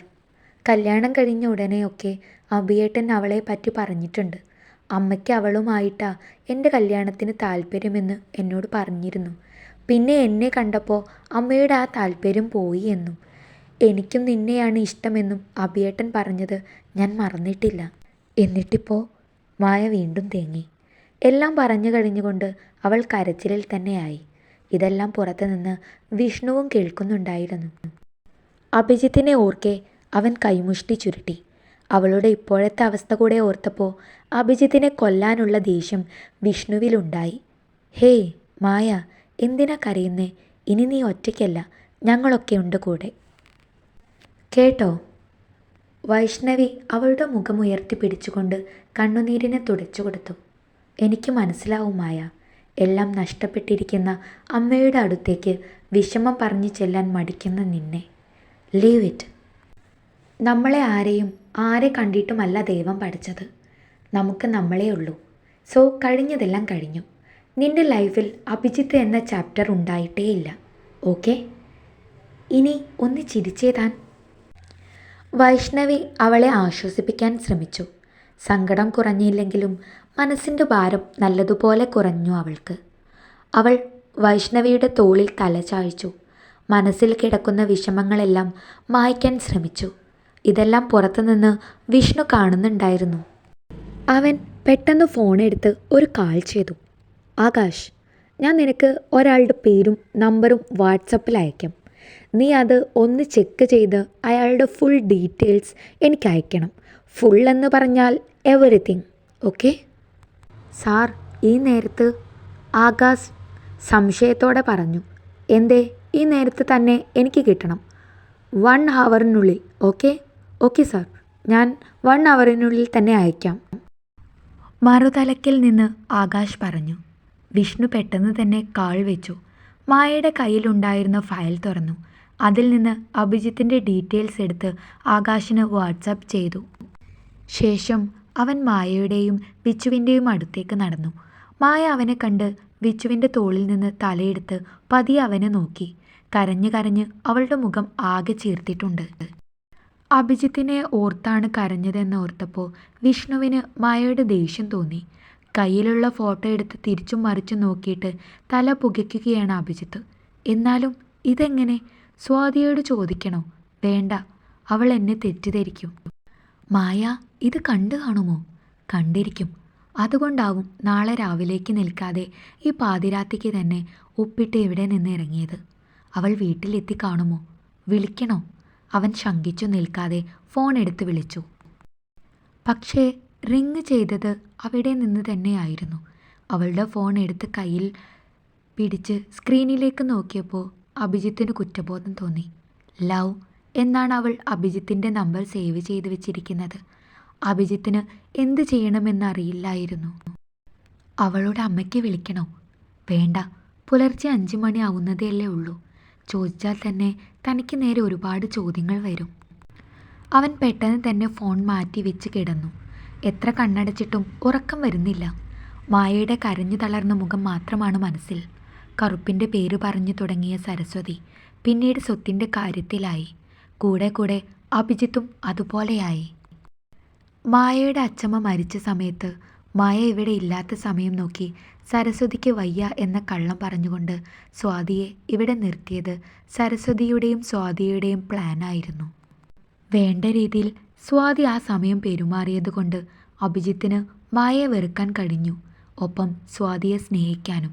സ്വാതിയുടെയും മായയുടെയും മുഖം അഭിജിത്തിൻ്റെ മനസ്സിൽ വല്ലാതെ അലട്ടി. നാണമുണ്ടോടി നിന്നെ വേണ്ടാത്തവനെ ആലോചിച്ച് കരയാൻ? നിന്നെ ഈ അവസ്ഥയിൽ ഒറ്റയ്ക്കാക്കിയവന് വേണ്ടി നിന്റെ കണ്ണുനീരിനെ കളയാൻ നിനക്ക് എങ്ങനെ തോന്നുന്നടി? വിഷ്ണു മായയെ നോക്കി ഷൗട്ട് ചെയ്തു. ഏട്ടാ! വിച്ചു വിഷ്ണുവിൻ്റെ കൈ പിടിച്ചു. വിടടി, ഞാൻ പറയും. നമ്മളെ വേണ്ടാത്തവരെ ആലോചിച്ച് മനസ്സ് വേദനിപ്പിച്ചിട്ട് ഇവൾക്ക് എന്താ കിട്ടിയത്? ഇവളുടെ വയറ്റിലുള്ള കുഞ്ഞിനെയാണ് അതുകൊണ്ട് അവൾക്ക് നഷ്ടമായത്. വിഷ്ണു ഉച്ചത്തിൽ പറയുന്നത് കേട്ട് വിച്ചു പേടിയോടെ മായയെ നോക്കി. മായ കരഞ്ഞു തളർന്ന മുഖത്തോടെ ഞെട്ടിക്കൊണ്ട് വിഷ്ണുവിനെ തന്നെ നോക്കി. എന്താ എന്താ നിങ്ങൾ പറഞ്ഞത്? എൻ്റെ കുഞ്ഞ്, എനിക്ക് കുഞ്ഞ്? ഇത്രയും പറഞ്ഞ മായ ബെഡിലേക്ക് തളർന്നു വീണു. മായ! വിച്ചു മായയെ തട്ടി വിളിച്ചു. വിഷ്ണു അവളെ അടുത്തേക്ക് ഓടിയടുത്തു. ഏട്ടാ, ഡോക്ടർ വിളിക്ക്. വിഷ്ണു പുറത്തേക്കോടി ഡോക്ടറെ വിളിച്ചുകൊണ്ട് വന്നു. കുഴപ്പമില്ല, പെട്ടെന്ന് ഷോക്ക് ന്യൂസ് കേട്ടിട്ടാണ്. അത് മാറിക്കോളും. നല്ലവണ്ണം ഒന്ന് കെയർ ചെയ്താൽ മതി. മാത്രമല്ല, ഒരു കുട്ടിക്ക് വേണ്ടി അവൾ എത്രയേറെ ആഗ്രഹിക്കുന്നുണ്ടെങ്കിൽ ഒന്ന് കൺവിൻസ് ആയാൽ പ്രശ്നം തീരുമെങ്കിൽ അതിന് ട്രൈ ചെയ്യൂ വിഷ്ണു. ഇത് കേട്ട വിഷ്ണുവും വിച്ചുവും പരസ്പരം മുഖത്തേക്ക് നോക്കി. സാർ, അതിനു മായ എൻ്റെ എന്ന് പറയാൻ വിഷ്ണു ഒരുങ്ങിയതും വിച്ചു അവനെ തടഞ്ഞു. എന്താ വിഷ്ണു, എനിത്തിങ് പ്രോബ്ലം? ഡോക്ടർ വിഷ്ണുവിനെ സംശയത്തോടെ നോക്കി. ഹേയ്, നത്തിങ്, ട്രൈ ചെയ്യാം, വിഷ്ണു നല്ല രീതിയിൽ തന്നെ പറഞ്ഞു. ഓക്കെ, സി വിഷ്ണു, അവളെ മെൻ്റലി ഫിസിക്കലി ഹെൽത്ത് ഇപ്പോൾ ഡൗൺ ആണ്. സോ നിൻ്റെ കരുതലും സ്നേഹവും അവളെ ഓക്കെ ആക്കും. ഡോക്ടർ പറയുന്നത് കേട്ട് വിഷ്ണു സമ്മതിക്കുന്നത് പോലെ തലയാട്ടി. അവൾ മയക്കത്തിൽ നിന്നുണരുമ്പോൾ വേറെ പ്രശ്നമൊന്നുമില്ലെങ്കിൽ നിങ്ങൾക്ക് കൊണ്ടുപോകാം, ഡോക്ടർ പറഞ്ഞു. Okay sir. Vishnu, all the best. Doctor അവന് ഷെയ്ക്ക് ഹാൻഡ് കൊടുത്തുകൊണ്ട് പുറത്തേക്ക് പോയി. നീ എന്തിനാടി എന്നെ ഞാൻ അവളുടെ ഹസ്ബൻഡ് അല്ല എന്ന് പറയാൻ വന്നപ്പോൾ തടഞ്ഞത്? വിഷ്ണു വിച്ചുവിൻ്റെ കയ്യിൽ നിന്ന് ഒരു തട്ട് കൊടുത്തുകൊണ്ട് ചോദിച്ചു. ഏട്ടൻ കലുപ്പായി പറഞ്ഞിട്ടാ മായയ്ക്ക് ഉൾക്കൊള്ളാൻ കഴിയാതെ അവൾ കുഴഞ്ഞു വീണത്. അതാലോചിച്ചപ്പോൾ എനിക്ക് ഡോക്ടറെ മുന്നിൽ അങ്ങനെ പറയാനാ തോന്നിയത്. അത് കേട്ട് വിഷ്ണു ഒന്നും മിണ്ടിയില്ല. ഏട്ടാ, അവളുടെ കാര്യം അത്ര കഷ്ടത്തിലാ. അച്ഛൻ പോയി, അതിന് പിറകെ അച്ഛമ്മയും, ഇപ്പോൾ അവിഹിതം കൊണ്ട് ഭർത്താവും. ദൈവം തന്ന കുഞ്ഞിനെ അവൻ തന്നെ തിരികെ എടുത്തു. അമ്മായിയമ്മയാണെങ്കിൽ നിറമില്ല എന്ന പേരിൽ എന്നും വഴക്കും. വിച്ചു സങ്കടത്തോടെ പറഞ്ഞു.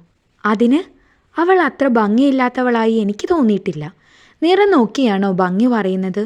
She is beautiful. വിഷ്ണു ഏതോ ലോകത്തെന്ന പോലെ പറയുമ്പോൾ വിച്ചു മനസ്സിലായടാ എന്ന മട്ടിൽ തലയാട്ടി. അപ്പോഴേക്കും വിഷ്ണുവിൻ്റെ ഫോൺ റിങ് ചെയ്തു. സാർ, അവൻ്റെ ഡീറ്റെയിൽസ് എല്ലാം ഞാൻ വാട്സാപ്പ് ചെയ്തിട്ടുണ്ട്. ആകാശ്, വിഷ്ണു കാൾ എടുത്ത ഉടനെ തന്നെ പറഞ്ഞു. ഓക്കെ, താങ്ക്സ് ഡാ. അത്രയും പറഞ്ഞുകൊണ്ട് വിഷ്ണു കാൾ കട്ട് ചെയ്തു. വാട്സപ്പ് എടുത്ത് നോക്കി. ഒരു കമ്പനിക്ക് കീഴിൽ അക്കൗണ്ടൻ്റ് ആണ്. പേരും സ്ഥലവും എല്ലാം ഉണ്ടായിരുന്നു ആ ഡീറ്റെയിൽസിൽ. പൊന്നു മോനെ അഭിജിത്തെ, നിനക്കുള്ള പണി ഞാൻ തരുന്നുണ്ട്. എന്തിനാ എന്ന് ചോദിച്ചാൽ അതിനെനിക്ക് ഉത്തരമില്ല. പക്ഷേ ഒന്നെനിക്കറിയാം, ഇവിടെ ഈ ഹോസ്പിറ്റലിൽ കിടക്കുന്നവൾ എൻ്റെ ആരോ ആണ്.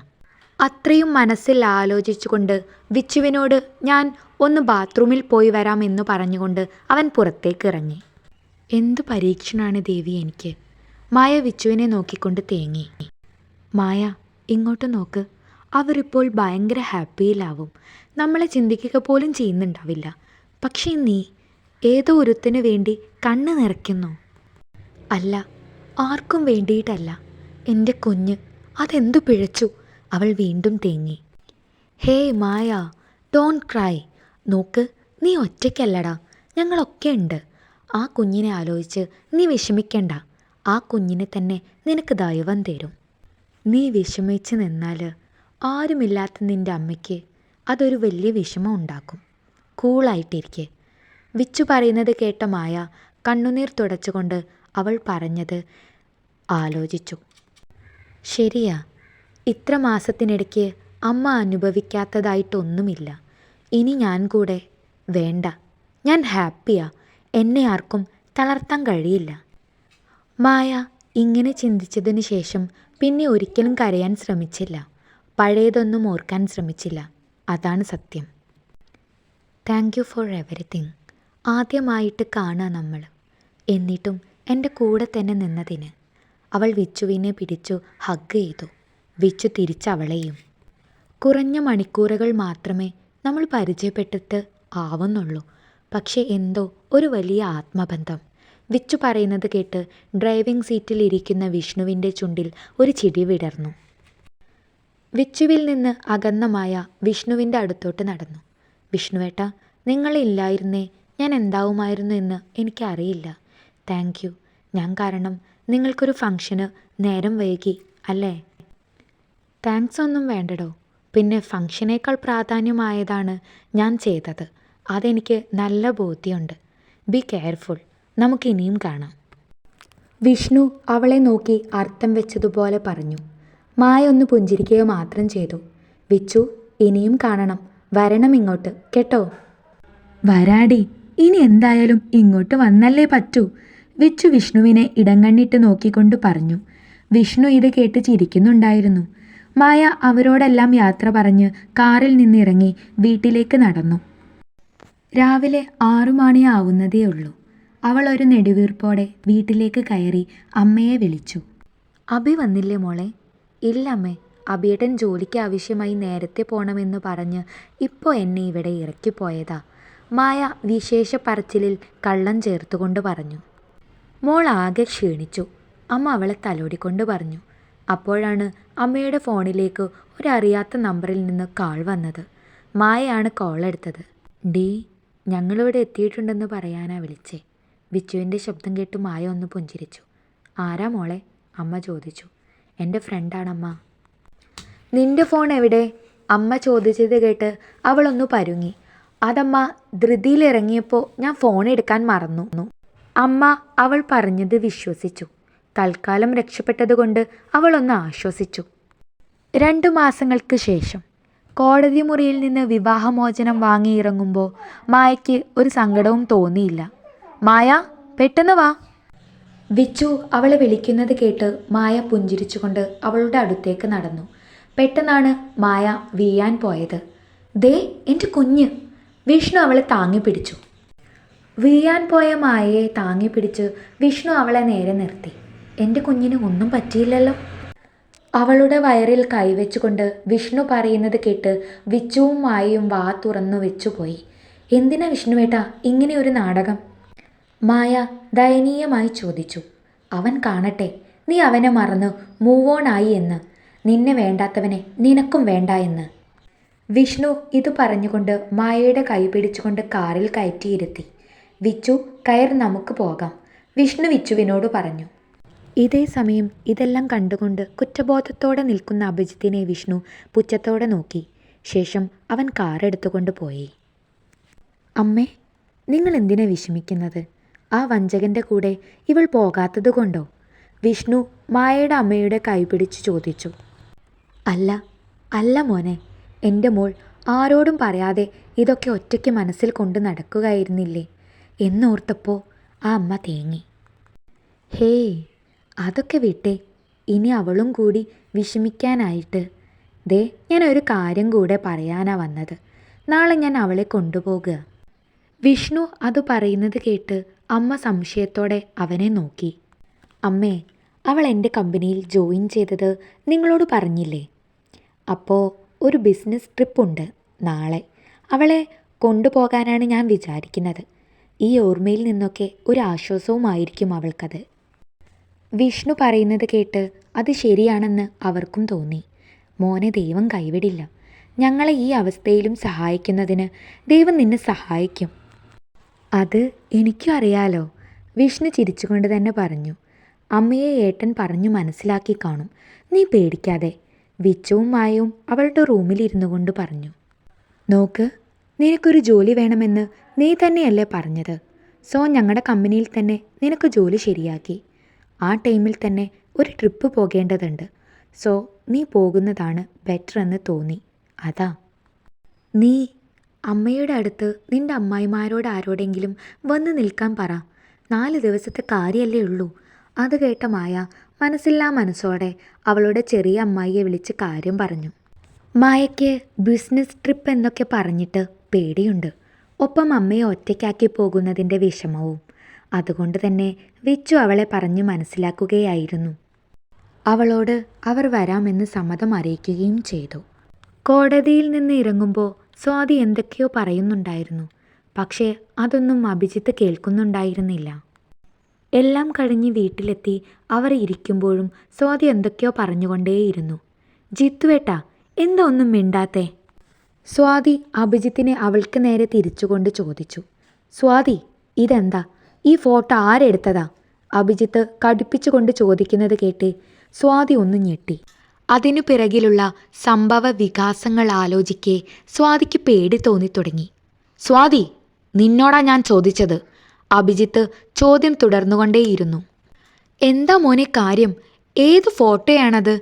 എന്ന് പറഞ്ഞുകൊണ്ട് അഭിജിത്തിൻ്റെ കയ്യിൽ നിന്ന് സരസ്വതി ആ ഫോട്ടോ തട്ടിത്തെറിപ്പിച്ചു വാങ്ങി. ഒറ്റ കാഴ്ചയിൽ അത് കണ്ടപ്പോൾ തന്നെ സരസ്വതിക്ക് അറപ്പുളവാക്കി.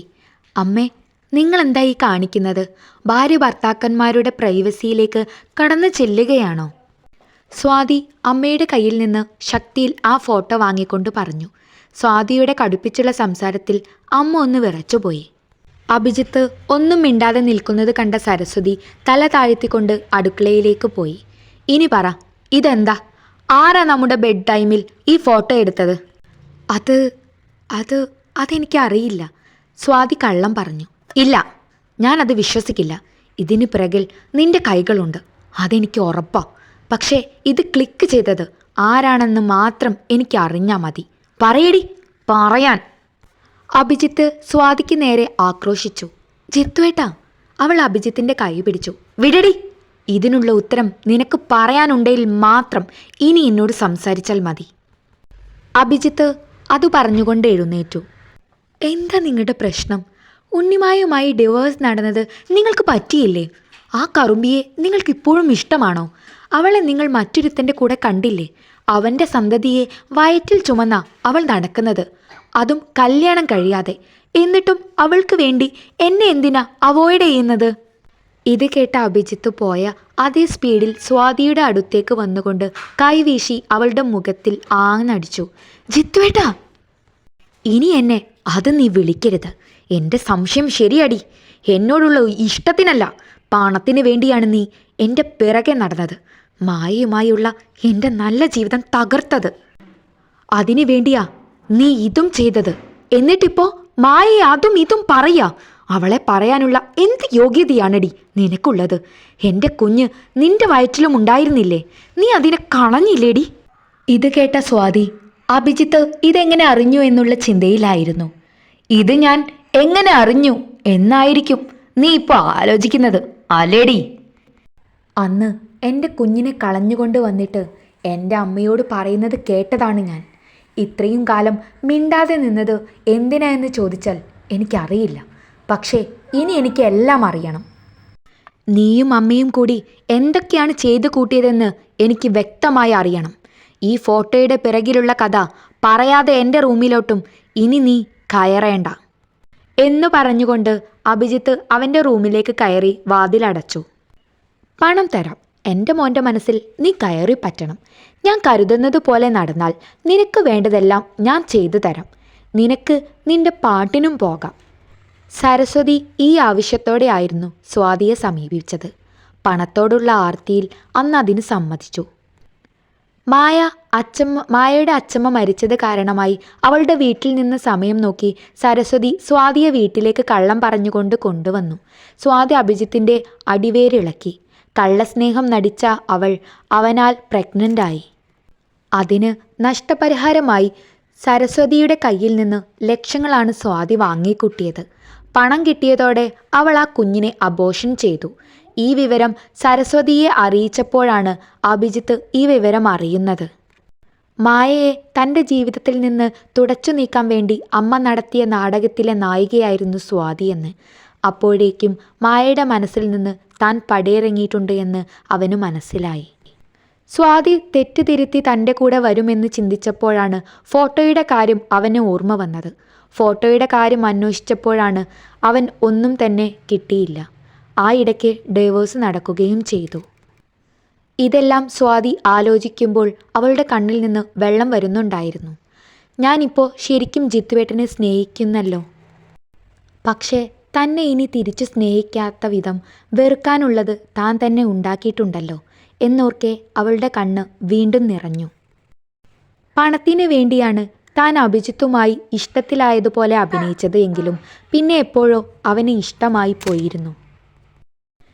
ഇഷ്ടപ്പെടുന്നതിനു മുൻപ് എന്നാൽ ഒരിത്തിരി ചാഞ്ചാട്ടം അവനോട് തോന്നിയ സമയത്താണ് അനന്യ സ്വാതിയെ കാണാൻ വന്നത്. നീ അവൻ്റെ കുഞ്ഞിനെ കളഞ്ഞു അല്ലേ? അതേതായാലും നന്നായി. അവൻ്റെ മുന്നോട്ടുള്ള ജീവിതത്തിൽ ആ കുഞ്ഞൊരു തടസ്സമാകരുതല്ലോ. അനന്യ പറഞ്ഞത് കേട്ട് സ്വാതി അവളെ തന്നെ നോക്കി. അഭിജിത്തിനെ സ്നേഹിച്ചു തുടങ്ങിയിരുന്നു അവൾ. ഈ കുഞ്ഞിനെ വളർത്തിയാലോ എന്ന ചിന്ത പലപ്പോഴും മനസ്സിൽ വന്നപ്പോൾ പണം ചിന്തയെ മറച്ചു. അതോർക്കെ അവളുടെ നെഞ്ചം നൊന്തു. എനിക്കറിയാം നിന്റെ ഈ നോട്ടത്തിൻ്റെ കാരണം. മായയ്ക്കൊപ്പം നിന്ന ഞാൻ പെട്ടെന്ന് ഇങ്ങനെ പറയുമ്പോൾ നീ ഞെട്ടിക്കാണും അല്ലേ?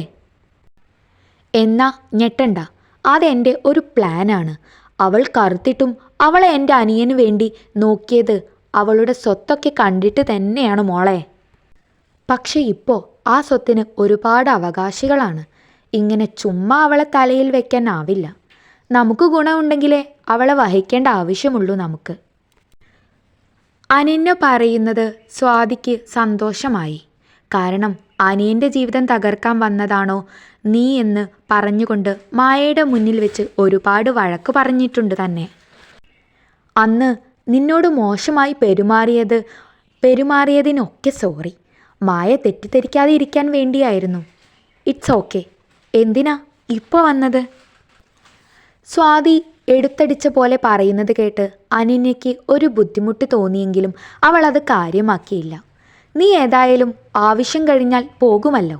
അവനെ എൻ്റെ ഏട്ടൻ്റെ അനിയത്തിയെ കൊണ്ട് കല്യാണം കഴിപ്പിക്കാനാണ് എൻ്റെയും ഏട്ടൻ്റെയും പ്ലാന്. ഇത് കേട്ട സ്വാതി ഞെട്ടി. അവളുടെ നെഞ്ചിൽ കത്തിവെച്ചതുപോലെ തോന്നി അവൾക്ക്. പെട്ടെന്ന് മനസ്സിൽ മായയുടെ മുഖം കടന്നു വന്നു. ഇതേ അവസ്ഥ ആയിരിക്കുകയല്ലേ ഞാൻ ജിത്തുവേട്ടൻ്റെ കൂടെ ആയിരുന്നപ്പോൾ മായയും അനുഭവിച്ചു കാണുക? ഇല്ല, ആരെയും ഓർത്ത് ഞാൻ എൻ്റെ ജിത്തുവേട്ടനെ ഒഴിവാക്കില്ല. എനിക്ക് വേണം ജിത്തുവേട്ടനെ. അതിനിപ്പോൾ ഇവർ പറഞ്ഞത് കേൾക്കണം, എന്നിട്ട് ചെയ്യാം ബാക്കി കാര്യങ്ങൾ. സ്വാതി, എത്രയും പെട്ടെന്ന് നീ മായയെ അവൻ്റെ ജീവിതത്തിൽ നിന്ന് ഇറക്കിത്തരണം. അതേ സ്പോട്ടിൽ നീയും ഇറങ്ങണം. ശരണ്യയ്ക്ക്, അനന്യയുടെ ഭർത്താവിൻ്റെ അനിയത്തി, കല്യാണാലോചന വന്നു തുടങ്ങിയിട്ടുണ്ട്. അവയിൽ ഏതെങ്കിലും നടക്കുന്നതിന് മുമ്പ് അവൻ ഫ്രീ ആകണം. അനന്യ പറയുന്നത് കേട്ട് സ്വാതിക്ക് ദേഷ്യം വന്നു. പക്ഷേ അവൾ അത് അവളുടെ മുഖത്ത് കാണിച്ചില്ല. എല്ലാത്തിനും സമ്മതം മൂളിയ സ്വാതി തൻ്റെ ജിത്തുവേട്ടനെ എന്നേക്കുമായി തൻ്റേതാക്കാൻ എന്ത് ചെയ്യണം എന്നാലോചിച്ചു. അവനുമായി കിടക്ക പങ്കിടുമ്പോൾ അവൾ ഗർഭിണിയാകാൻ കൊതിച്ചു. പക്ഷേ അങ്ങനെ ഒന്നും സംഭവിച്ചില്ല. നോക്കുമായ, ഡിവോഴ്സ് പേപ്പറിൽ ഒപ്പിട്ടു. ഇനി നീ അഭിജിത്ത് അറിയാതെ കിട്ടിയ ക്യാഷ് കൊണ്ട് പോകാൻ നോക്ക് എന്നൊരു മെസ്സേജ് അനന്യയിൽ നിന്ന് മായ ഇറങ്ങിപ്പോയ രാത്രിയിൽ തന്നെ വന്നു. ഈ മെസ്സേജ് കണ്ട് സ്വാതി ഒന്ന് പുച്ഛിച്ചു. അവൾ അഭിജിത്തുമായുള്ള വീഡിയോ എടുത്തിരുന്നു. അതിലൊരു ഭാഗം സ്ക്രീൻഷോട്ട് എടുത്താണ് സ്വാതി മായയുടെ ശ്രദ്ധ കിട്ടുന്നത് എടുത്ത് വെച്ചത്. മായയുടെ ചാപ്റ്റർ അവിടെ പെട്ടെന്ന് ക്ലോസ് ആവാൻ വേണ്ടിയാണ് അത് ചെയ്തത്. ഇതെല്ലാം ഓർക്കെ സ്വാതിയുടെ ചുണ്ടിൽ വിജയിച്ചിരി വിരിഞ്ഞു. എന്നെ അഭിജിത്തിൻ്റെ ലൈഫിൽ നിന്ന് ഇറക്കാൻ നോക്കിയാൽ ഈ വീഡിയോ അഭിജിത്ത് ആരെയാണോ കെട്ടാൻ പോകുന്നത് അവരെ കാണിക്കും. ഈ ഭീഷണിയോടെ സരസ്വതിയെയും അനന്യയും അവൾ ആ വീഡിയോ കാണിച്ചു. അതോടെ സ്വാതിയോട് അവർക്ക് പകയായി. അവൾ ആ വീഡിയോ കാണിക്കും എന്ന് കരുതി പേടിച്ച് അഭിജിത്തിന് വേറെ ഒരു കല്യാണം അവർ നോക്കിയതുമില്ല. ഈ ഓർമ്മയിൽ സ്വാതി പൊള്ളി. ജിത്തുവേട്ടൻ്റെ കൂടെ ജീവിക്കാൻ ചെയ്ത വൃത്തികേട് എനിക്കെൻ്റെ ജീവിതത്തിൽ തന്നെ വിനയായി. വീഡിയോ എടുക്കാനുണ്ടായ സാഹചര്യം പറഞ്ഞാൽ തന്നോട് വെറുപ്പ് കൂടുകയേ ഉള്ളൂ എന്നവൾക്ക് നന്നായി അറിയാം. ഇപ്പോൾ നിന്റെ കൂടെയുള്ള നിന്റെ വെപ്പാട്ടിയോടും പറഞ്ഞേക്ക്, എൻ്റെ പെണ്ണിന് ഈ ലോകത്ത് ആർക്കുമില്ലാത്ത ഭംഗിയുണ്ടെന്ന്. അവൾ കറുപ്പായിരിക്കും, പക്ഷേ അതിനുമുണ്ടടാ ഒരു ഭംഗി. ആ ഭംഗി കാണണമെങ്കിൽ നിന്റെ കണ്ണിന് ബാധിച്ച മൂടൽ പോകണം. പിന്നെ ഇനി ബാക്കിയുള്ള കാര്യം പറയാം. നീ കാരണം മനസ്സ് വേദനിച്ച അവളുടെ കുഞ്ഞിനെ അവൾക്ക് നഷ്ടമായി. അടികൊണ്ട അവശനായ അഭിജിത്ത് വേദനയോടെ വിഷ്ണുവിനെ നോക്കി. ഞാൻ അറിഞ്ഞില്ല, എനിക്കറിയില്ലായിരുന്നു, അഭിജിത്ത് കരഞ്ഞുകൊണ്ട് പറഞ്ഞു. അതെ, നിനക്കറിയില്ലായിരുന്നു. ഇത് പറഞ്ഞാൽ നിന്റെ മനസ്സമാധാനം കുറയും. എനിക്കും അതാ വേണ്ടത്. അപ്പോൾ ശരി, ആംബുലൻസ് കുറച്ച് കഴിഞ്ഞാൽ വന്നുകൊണ്ട് പോയിക്കോളും. Okay, bye. ഇത്രയും പറഞ്ഞുകൊണ്ട് വിഷ്ണു തിരിച്ചു നടന്നു. മായയുമൊത്ത് ബിസിനസ് ട്രിപ്പ് പോകുമ്പോൾ തിരിച്ചിങ്ങോട്ട് മടങ്ങി വരുന്നത് തന്നെ സ്നേഹിക്കുന്ന മായയായിട്ട് വേണമെന്ന് അവന് ചെറിയ വാശിയുണ്ട്. പോകുന്നതിന് മുൻപ് കണക്കുകളൊക്കെ തീർക്കാമെന്ന് കരുതിയാണ് അഭിജിത്തിനെ പുറത്തിട്ടു ചാമ്പിയത്. അമ്മേ, ഞങ്ങളിവിടെ എത്തി, റൂം എടുത്തു. ആണോ മോളെ? ഇപ്പോഴാ ഈ അമ്മയ്ക്ക് സമാധാനമായത്. ആ, അമ്മായി വന്നില്ലേ അമ്മേ? 3 പേരുണ്ടടി, ഞങ്ങൾ സംസാരിച്ചിരിക്കുകയായിരുന്നു. അമ്മ സന്തോഷത്തോടെ പറയുന്നത് കേട്ട് അവൾക്കും ആശ്വാസം തോന്നി. ആണോ? അത് നന്നായി. അമ്മ, ഞാനൊന്ന് ഫ്രഷ് ആവട്ടെ, എന്നിട്ട് വിളിക്കാട്ടോ. അവൾ കാൾ കട്ട് ചെയ്ത് കുളിക്കാൻ കയറി. കുളി കഴിഞ്ഞ് മുടി തുവർത്തി ഹാളിലേക്ക് നടന്ന അവൾ ഒന്ന് ഞെട്ടി. ഹാളിലെ സോഫയിൽ ഇരുന്നു കൊണ്ട് മാഗസിൻ വായിക്കുന്ന വിഷ്ണു.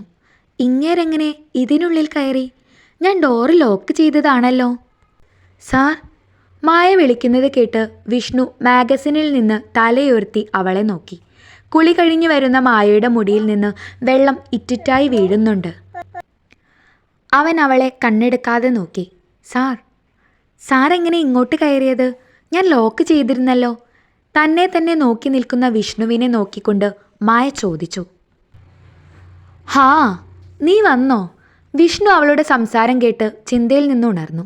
എൻ്റെ കയ്യിൽ സ്പൈർ കീ ഉണ്ടായിരുന്നു. നിന്നെ ഫോണിൽ കിട്ടാത്തപ്പോൾ വന്നതാ. അത് കേട്ട് മായ ഒന്ന് ചിരിച്ചു. ഞാൻ കുളിക്കുകയായിരുന്നു. സാറി ഇരിക്ക്, ഞാൻ ഇപ്പോൾ വരാം. അത്രയും പറഞ്ഞുകൊണ്ട് പോകാൻ നിന്ന മായയുടെ കയ്യിൽ വിഷ്ണു പിടിച്ചു. ഒരു നിമിഷം മായ ഒന്ന് ഞെട്ടി. തന്നെ നോക്കുന്ന വിഷ്ണുവിൻ്റെ മുഖത്തേക്ക് എന്തുകൊണ്ടോ അവൾക്ക് നോക്കാൻ കഴിഞ്ഞില്ല. അവനിലേക്ക് അടുപ്പിക്കുന്ന എന്തോ ഒരു കാര്യമുണ്ട് അവനിലെന്ന് അവൾക്ക് തോന്നി. മടിച്ച് അവൾ അവനെ നോക്കി. എന്താ സാർ? അത് തന്നെയാണ് കുഴപ്പം. ഏത്? മായ അവനെ സംശയത്തോടെ നോക്കി. ഈ സാറ് വിളി. ഇതുവരെ എന്താണോ താൻ എന്നെ വിളിച്ചോണ്ടിരുന്നത് അത് തന്നെ വിളിച്ചാൽ മതി. ഓഫീസ് ടൈം വേണമെങ്കിൽ നിനക്ക് സാറെന്നാക്കാം. അല്ലാത്ത ടൈമിലൊക്കെ വിഷ്ണുവേട്ട എന്നോ വിഷ്ണു എന്നോ ഏട്ടാ എന്നോ വിളിച്ചാൽ മതി. ഓക്കെ? കേട്ടോ? വിഷ്ണു പറയുന്നത് കേട്ട് അവൾ യാന്ത്രികമായി തലയാട്ടി. അവൻ്റെ കയ്യിൽ അവളുടെ കൈ കിടക്കുമ്പോൾ അവൾക്ക് പോകാൻ കഴിയുന്നില്ലായിരുന്നു. വിഷ്ണുവിൻ്റെ നോട്ടം താങ്ങാനാവാതെ അവൾ തല താഴ്ത്തി.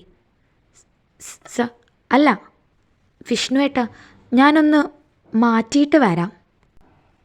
അവൻ്റെ സാമീപ്യത്തിൽ അവൾ നന്നായി വിയർത്തു. ആ, അതിനെന്താ, നീ പോയി റെഡി ആയിട്ട് വാ, നമുക്ക് പോയി ഫുഡ് കഴിക്കാം. വിഷ്ണു അവളെ നോക്കി കൂളായി പറഞ്ഞു. അത് കയ്യ്.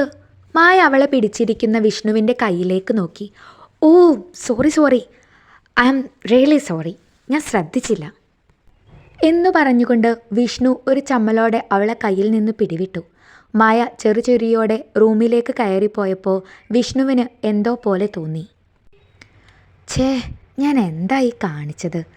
അവൻ്റെ നെറ്റിയിൽ ഒന്ന് തട്ടിക്കൊണ്ട് ചിന്തിച്ചു. മായ റെഡിയായി വന്നതോടെ അവർ ഫുഡ് കഴിക്കാൻ പുറത്തേക്ക് പോയി. ശേഷം മീറ്റിംഗ് നടക്കുന്ന ഹോട്ടലിലേക്ക് പോയി. ആദ്യ ദിവസമായതുകൊണ്ട് മായയ്ക്ക് ഈ കാര്യങ്ങളിലൊന്നും വലിയ പിടിയൊന്നുമില്ലാത്തതുകൊണ്ടും വിഷ്ണു തന്നെയാണ് എല്ലാം ഹാൻഡിൽ ചെയ്തത്. മായ എല്ലാം നോക്കി മനസ്സിലാക്കി. അവരുടെ പ്രോജക്റ്റ് മറ്റു കമ്പനിക്കാർക്ക് ഇഷ്ടപ്പെട്ടതുകൊണ്ട് നെക്സ്റ്റ് ഒരു മീറ്റിംഗ് നാളെ വെച്ചിട്ടുണ്ട്. അത് കഴിഞ്ഞാൽ നാട്ടിലേക്ക് തിരിക്കാം എന്ന് വിഷ്ണു മായയോട് പറഞ്ഞു. അവളും ഹാപ്പിയായിരുന്നു. താൻ കാരണം പ്രൊജക്റ്റ് നഷ്ടമാകുമോ എന്ന പേടി അവൾക്കുണ്ടായിരുന്നു. മായ, ഡിന്നർ പുറത്തു പോയി കഴിക്കാം. നാളെ മീറ്റിങ്ങിന് നിനക്ക് ചെയ്യേണ്ട വർക്കും ഞാൻ പറഞ്ഞു തരാം. മായ അവനെ നോക്കി തലയാട്ടി. എന്നാ പോയി റെഡി ആയിക്കോ, ഞാൻ വിളിക്കുമ്പോൾ ഇറങ്ങിയാൽ മതി. വിഷ്ണു പറഞ്ഞത് കേട്ട് മായ റൂമിലേക്ക് നടന്നു. മായ പോകുന്നത് നോക്കി വിഷ്ണു ചെറുപുഞ്ചിരിയാലെ റൂമിലേക്ക് നടന്നു. ഡിന്നർ കഴിക്കുമ്പോൾ തന്നെ നാളത്തെ മീറ്റിങ്ങിനെ പറ്റി വിഷ്ണു അവൾക്ക് ഡീറ്റെയിൽ ആയിട്ട് പറഞ്ഞു കൊടുത്തു. ഫുഡ് കഴിച്ചിറങ്ങി അവർ ചുമ്മാ ഫുഡ് പാത്തിലൂടെ നടന്നു. വിഷ്ണുവേട്ടാ, ചിത്രയായിട്ട് എന്താ നിങ്ങൾ ഡിവേഴ്സായത്? മൗനത്തെ കയറി മുറിച്ചുകൊണ്ട് മായ തുടർന്നു. അവൾ എൻ്റെ നല്ല ഫ്രണ്ടാ. എൻ്റെ വിച്ചുവിനെ പോലെയാണ് അവൾ.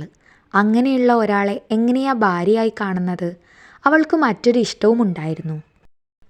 ഞങ്ങൾ രണ്ടുപേരും തമ്മിലുള്ള ഫ്രണ്ട്ഷിപ്പ് ബോണ്ട് കണ്ട് ഞങ്ങളുടെ ഫാമിലി ഞങ്ങളുടെ എതിർപ്പ് വകവയ്ക്കാതെ കല്യാണം നടത്തി. കല്യാണം കഴിഞ്ഞ 2-ാം നാൾ അവളെ കൊണ്ട് അവളെ ചെക്കൻ ചാടി. ഇതെല്ലാം കേട്ട മായ കണ്ണുമിഴിച്ച് അവനെ നോക്കി. അതിന് ഒത്താശ ചെയ്തത് ഈ ഞാനാണ്. വിഷ്ണു ചിരിച്ചുകൊണ്ട് പറയുന്നത് കേട്ട മായ വാ പൊളിച്ചുപോയി. പിന്നെ പെട്ടെന്ന് ഡിവേഴ്സും വാങ്ങി. ഞങ്ങൾ ഫ്രീ ആയി. വിഷ്ണു കൂളായി പറയുന്നത് കേട്ട മായ ഒന്ന് ചിരിച്ചു.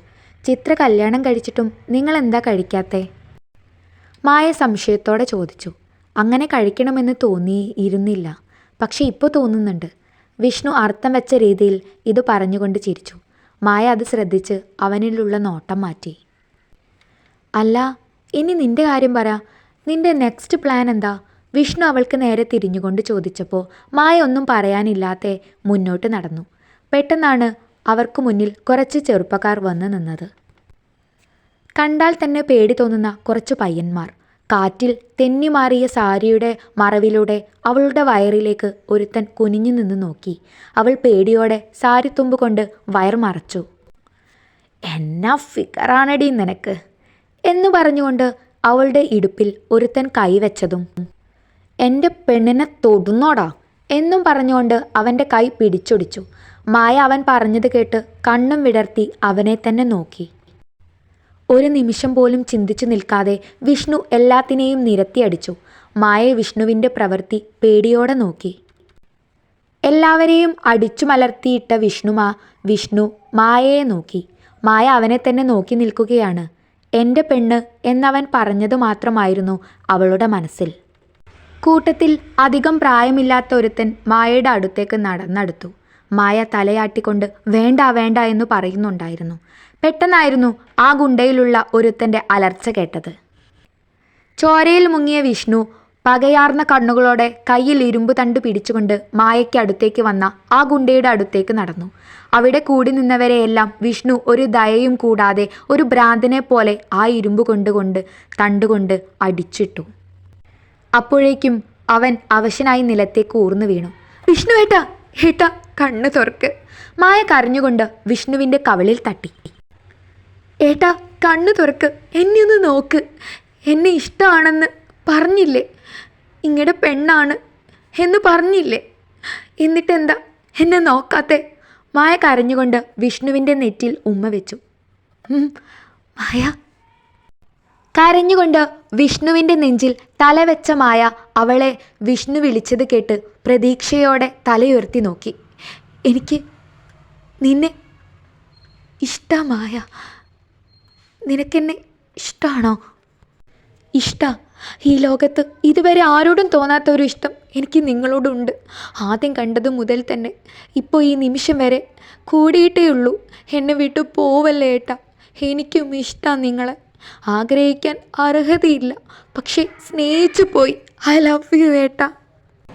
ശരീരം മൊത്തം വേദന കൊണ്ട് നുറങ്ങുമ്പോഴും മായ പറയുന്നത് കേട്ട് അവൻ്റെ ഉള്ളം സന്തോഷം കൊണ്ട് നിറഞ്ഞു. പക്ഷേ പെട്ടെന്ന് അവൻ്റെ കണ്ണിന്ന് ഒരു മൂടൽ വന്നു. രക്തം കാഴ്ചയെ മറച്ചു. മായ. പതിയെ അവൻ്റെ കണ്ണുകൾ അടഞ്ഞു. എന്നെയും മായയെയും പിരിച്ചതിന് നിനക്ക് ദൈവം തമ്പുരാൻ തന്ന ശിക്ഷയാണത്. ഗൈനക്കിനെ കാണിച്ചിറങ്ങിയ സ്വാതിയോട് അഭിജിത്ത് പറയുന്നത് കേട്ട് അവൾ തലതാഴ്ത്തി. ഗർഭപാത്രത്തിൽ മുഴ. അത് കാരണം ഗർഭപാത്രം ഓപ്പറേഷൻ ചെയ്ത് കളയാൻ പറഞ്ഞിട്ടുണ്ട് ജിത്തുവേട്ട. സ്വാതി ദയനീയമായി അവനെ വിളിച്ചു. അവൻ്റെ കണ്ണിൽ നിന്നും കണ്ണുനീർ വരുന്നുണ്ടായിരുന്നു. സ്വാതിയുമായി ഒത്തുചേർന്ന് പോകാത്ത സരസ്വതി അഭിജിത്തിനെയും സ്വാതിയെയും വീട്ടിൽ നിന്ന് ഇറക്കി വിട്ടിരുന്നു. സരസ്വതി വീട്ടിൽ ഒറ്റയ്ക്കാണ്. ഇടയ്ക്ക് അനന്യ വന്ന് നിൽക്കും. അനന്യയുടെ ഭർത്താവിന് കാർ എടുക്കണമെന്ന് പറഞ്ഞുകൊണ്ട് വീടിൻ്റെ ആധാരം പണയം വെച്ച് ലോൺ എടുത്തിരിക്കുകയാണ് സരസ്വതി. അത് അടയ്ക്കാൻ കഴിയാതെ ജപ്തി നോട്ടീസ് വന്നിട്ടുണ്ട്. ഈ വിവരം പറഞ്ഞുകൊണ്ട് അനന്യയുടെ ഭർത്താവിൻ്റെ അടുത്തോട്ട് ചെന്ന അനന്യയ്ക്ക് കണക്കിന് കിട്ടി. സ്ത്രീധനം എനിക്ക് കുറച്ചാ കിട്ടിയത്, അതുകൊണ്ട് ഇതതിൻ്റെ ബാക്കിയായി കണ്ടാൽ മതി. പിന്നീട് അങ്ങോട്ട് അവർക്കിടയിൽ വഴക്കോട് വഴക്കായി. മായയും മായയുടെ അമ്മയും അമ്മായിമാരും എല്ലാവരും കൂടി വിഷ്ണുവിനെ കാണാൻ വന്നതാണ്. അന്ന് രക്തം നല്ലതുപോലെ പോയത് കാരണമാണ് വിഷ്ണുവിന് ബോധം പോയത്. അതുവഴി വന്ന യാത്രക്കാരൻ അന്ന് മായയെയും വിഷ്ണുവിനെയും ഹോസ്പിറ്റലിലാക്കി സഹായിച്ചു. 2 ദിവസത്തെ ഹോസ്പിറ്റൽ വാസത്തിന് ശേഷം അവർ നാട്ടിലെത്തി. അപ്പോൾ തന്നെ വീട്ടുകാരെല്ലാം വിവരമറിഞ്ഞ് വിഷ്ണുവിനെ കാണാനിറങ്ങി. മറ്റൊരു ഉദ്ദേശം കൂടി അവർക്കുണ്ടായിരുന്നു, മായയുടെയും വിഷ്ണുവിൻ്റെയും കല്യാണം. അതവർ പറഞ്ഞു തീരുമാനിക്കുകയും ചെയ്തു. ആർക്കും ഒരെതിർപ്പുമില്ലായിരുന്നു. കല്യാണ ചിലവിന് വേണ്ടി സ്ഥലം വിൽക്ക എന്നൊരു ഓപ്ഷൻ മായയുടെ അമ്മ പറഞ്ഞു. നിങ്ങൾക്ക് അവകാശപ്പെട്ടതെടുത്ത് ബാക്കി ആവശ്യത്തിന് വിൽക്കാമായിരുന്നു. അമ്മ സൗമ്യമായി അമ്മായിമാരോട് പറഞ്ഞു. നീ എന്താ ഈ പറയണേ? രാമൻ കഷ്ടപ്പെട്ട മുതലിൽ ഞങ്ങൾ ഒരിക്കലും കണ്ണുവെച്ചിട്ടില്ല. അച്ഛൻ മരിച്ചപ്പോൾ ഞങ്ങളെ നോക്കിയത് അവനാ, ഞങ്ങളുടെ കല്യാണവും നടത്തിയത് അവനാ. എന്നിട്ടും ഇനിയും അവൻ്റെ സ്വത്തിൽ കണ്ണുവെക്കാൻ ഞങ്ങൾക്ക് കഴിയോ? അമ്മായിമാർ വികാരഭരിതരായി. സ്ഥലം വിറ്റ് കല്യാണ ചെലവ് നടത്തുന്ന കാര്യം അമ്മായിമാർ മുടക്കി. കല്യാണ ചെലവ് അവർ 3 പേരും വഹിക്കുമെന്ന് പറഞ്ഞു. അങ്ങനെ ആ മംഗളകർമ്മം നടന്നു. ദൈവം കുറച്ച് നമ്മളെ ഇട്ട് കഷ്ടപ്പെടുത്തിയാലും അവസാനം നമുക്ക് നല്ലത് തരുമെന്ന് പറയുന്നത് വെറുതെയല്ല. വിഷ്ണു മായയുടെ കൈ പിടിച്ചുകൊണ്ട് പറഞ്ഞു. ഇന്ന് അവരുടെ ആദ്യ രാത്രിയാണ്. നമുക്ക് അങ്ങ് പോയേക്കാം അല്ലേ?